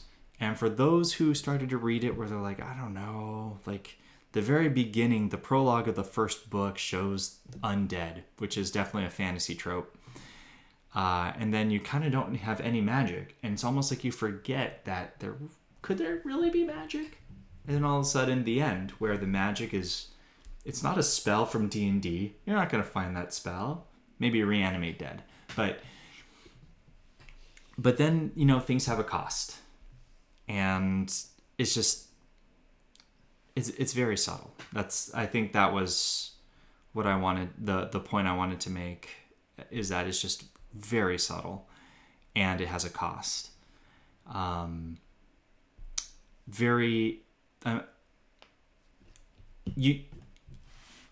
don't know if there's a system of magic with rules. Sanderson, in his writing, he always makes rules and has a hard magic system. But then there are other books in fantasy series where the magic is a lot looser. Take Harry Potter, for example. Oh man, that soft was magic. Yeah, I know. Right. Sure. Right. The idea. Go ahead. Keep going. I'm sorry. And then just that, you know, it's got a price. And there's dragons, by the way, which is cool. Right. But yeah, the magic's it's got a price and a cost, which is, well, the price might be too high to pay. And it remains to be seen if this is sort of a theme for the books or for the movie or for the show, or what. But yeah, there it is. That's my little take on the magic, is that it's got a steep cost, very steep cost, and it's rare. So just quickly on magic, the main issue people have with magic is when, especially like I feel like a lot of readers, is when it's not consistent. Like consistency implies rules, but that's one of the reasons why people have, like, I personally have a problem with Harry Potter's magic at the end of Yes, Deathly Hallows, I know. because it feels like a confusing mess. But this is also the same world where a house will pop up out of nowhere, and like people can change their faces at will if they want to, and there's like any number of weird magic things that happen. So she's not as consistent in her magic rules, and so you kind of have to go with it. It's really hard when she's explaining these very complex rules at the end of Deathly Hallows, and you're like, okay, or you don't have to tell us it like that and just make something else up. It's very jarring. I'm interested in the magic in a Song of Ice and Fire, because like you said, there's a cost to it. I also like this idea of, I know this is grimdark fantasy. Is it also considered hard fantasy? Is that like one of the terms that people use to describe it? Because there's two types of sci-fi. There's like soft sci-fi and there's hard sci-fi. For readers out there who don't know, something like Star Wars would be considered soft sci-fi, but it's dirty sci-fi, because like everything in Star Wars it's just like in real life. It's galactic fantasy. It's space opera. But like hard sci-fi, it's easy for me to do a hard sci-fi example, because like the easiest one is Blade Runner. Like if you look at Blade Runner, it's like hard Alistair sci-fi, Reynolds. even though that's a bad example. Alistair Reynolds. A better example of hard sci-fi is 2001: A Space Odyssey, because everything is made to be as realistic as possible. Like the science realistically happens. So that's hard sci-fi. So hard fantasy would be a mix of like hard sci-fi with the fantasy genre, where everything should be explainable logically, and it's a bit more gritty. And so because of that, in a hard sci-fi and a hard fantasy world, where like it borders on sword and sorcery, which is weird because sword and sorcery sounds like there's a lot of magic, but sword and sorcery fantasy genre, my understanding is there's less magic. It's more about the gritty feel. So Conan the Barbarian, for example, which Game of Thrones probably draws a lot of parallels, especially with magic. Conan the Barbarian is sword and sorcery, and Lord of the Rings is high fantasy. Game of Thrones is not high fantasy, though. I'm going to call it hard fantasy, even though grimdark sounds better. You've got Ursula K. so Le Guin, and knowing the person's name gives you power over them. That's the kind of magic that's there. Like, the rules are pretty well set. In where? Ursula K. Le Guin's okay. works. And then also in like The Lies of Locke Lamora, if you know the name, then you got power over them. Sort of that similar kind of magic trend. This is, I've never read any magic like this before in a book. And I am in the third book, and I have to tell you that it's been consistent so far. The fact that if these amazing things happen, which, by the way, Tyrion, he does not believe in magic. He doesn't. He doesn't believe in grumpkins and snarks. He just doesn't. He's always like, there's got to be a logical explanation for this. But on the other hand, now after the dragons were born, you've got, the red woman is what they call her, Melisandre. You don't really know what she can do. She just so far just doesn't die, right? Like that's what we've seen so far.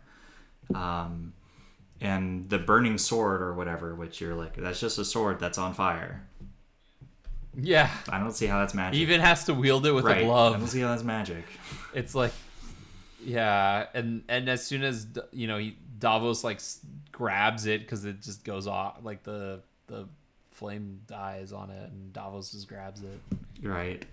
It's I think it's interesting. Like, it's got a cost, but now there's magic that's happening. So is the magic coming alive because the dragons, or is it just the world is just reawakening to the magic abilities? What's going on with the magic? Yeah. And the religion, the pantheon, and the magic, at least in Clash of Kings, it does get elaborated and expanded upon. So that's something exciting that we can look forward to in season 2, especially to see how the creators portray it in there. Yeah. It was the same thing that Peter Jackson ran upon when he was doing the first Lord of the Rings.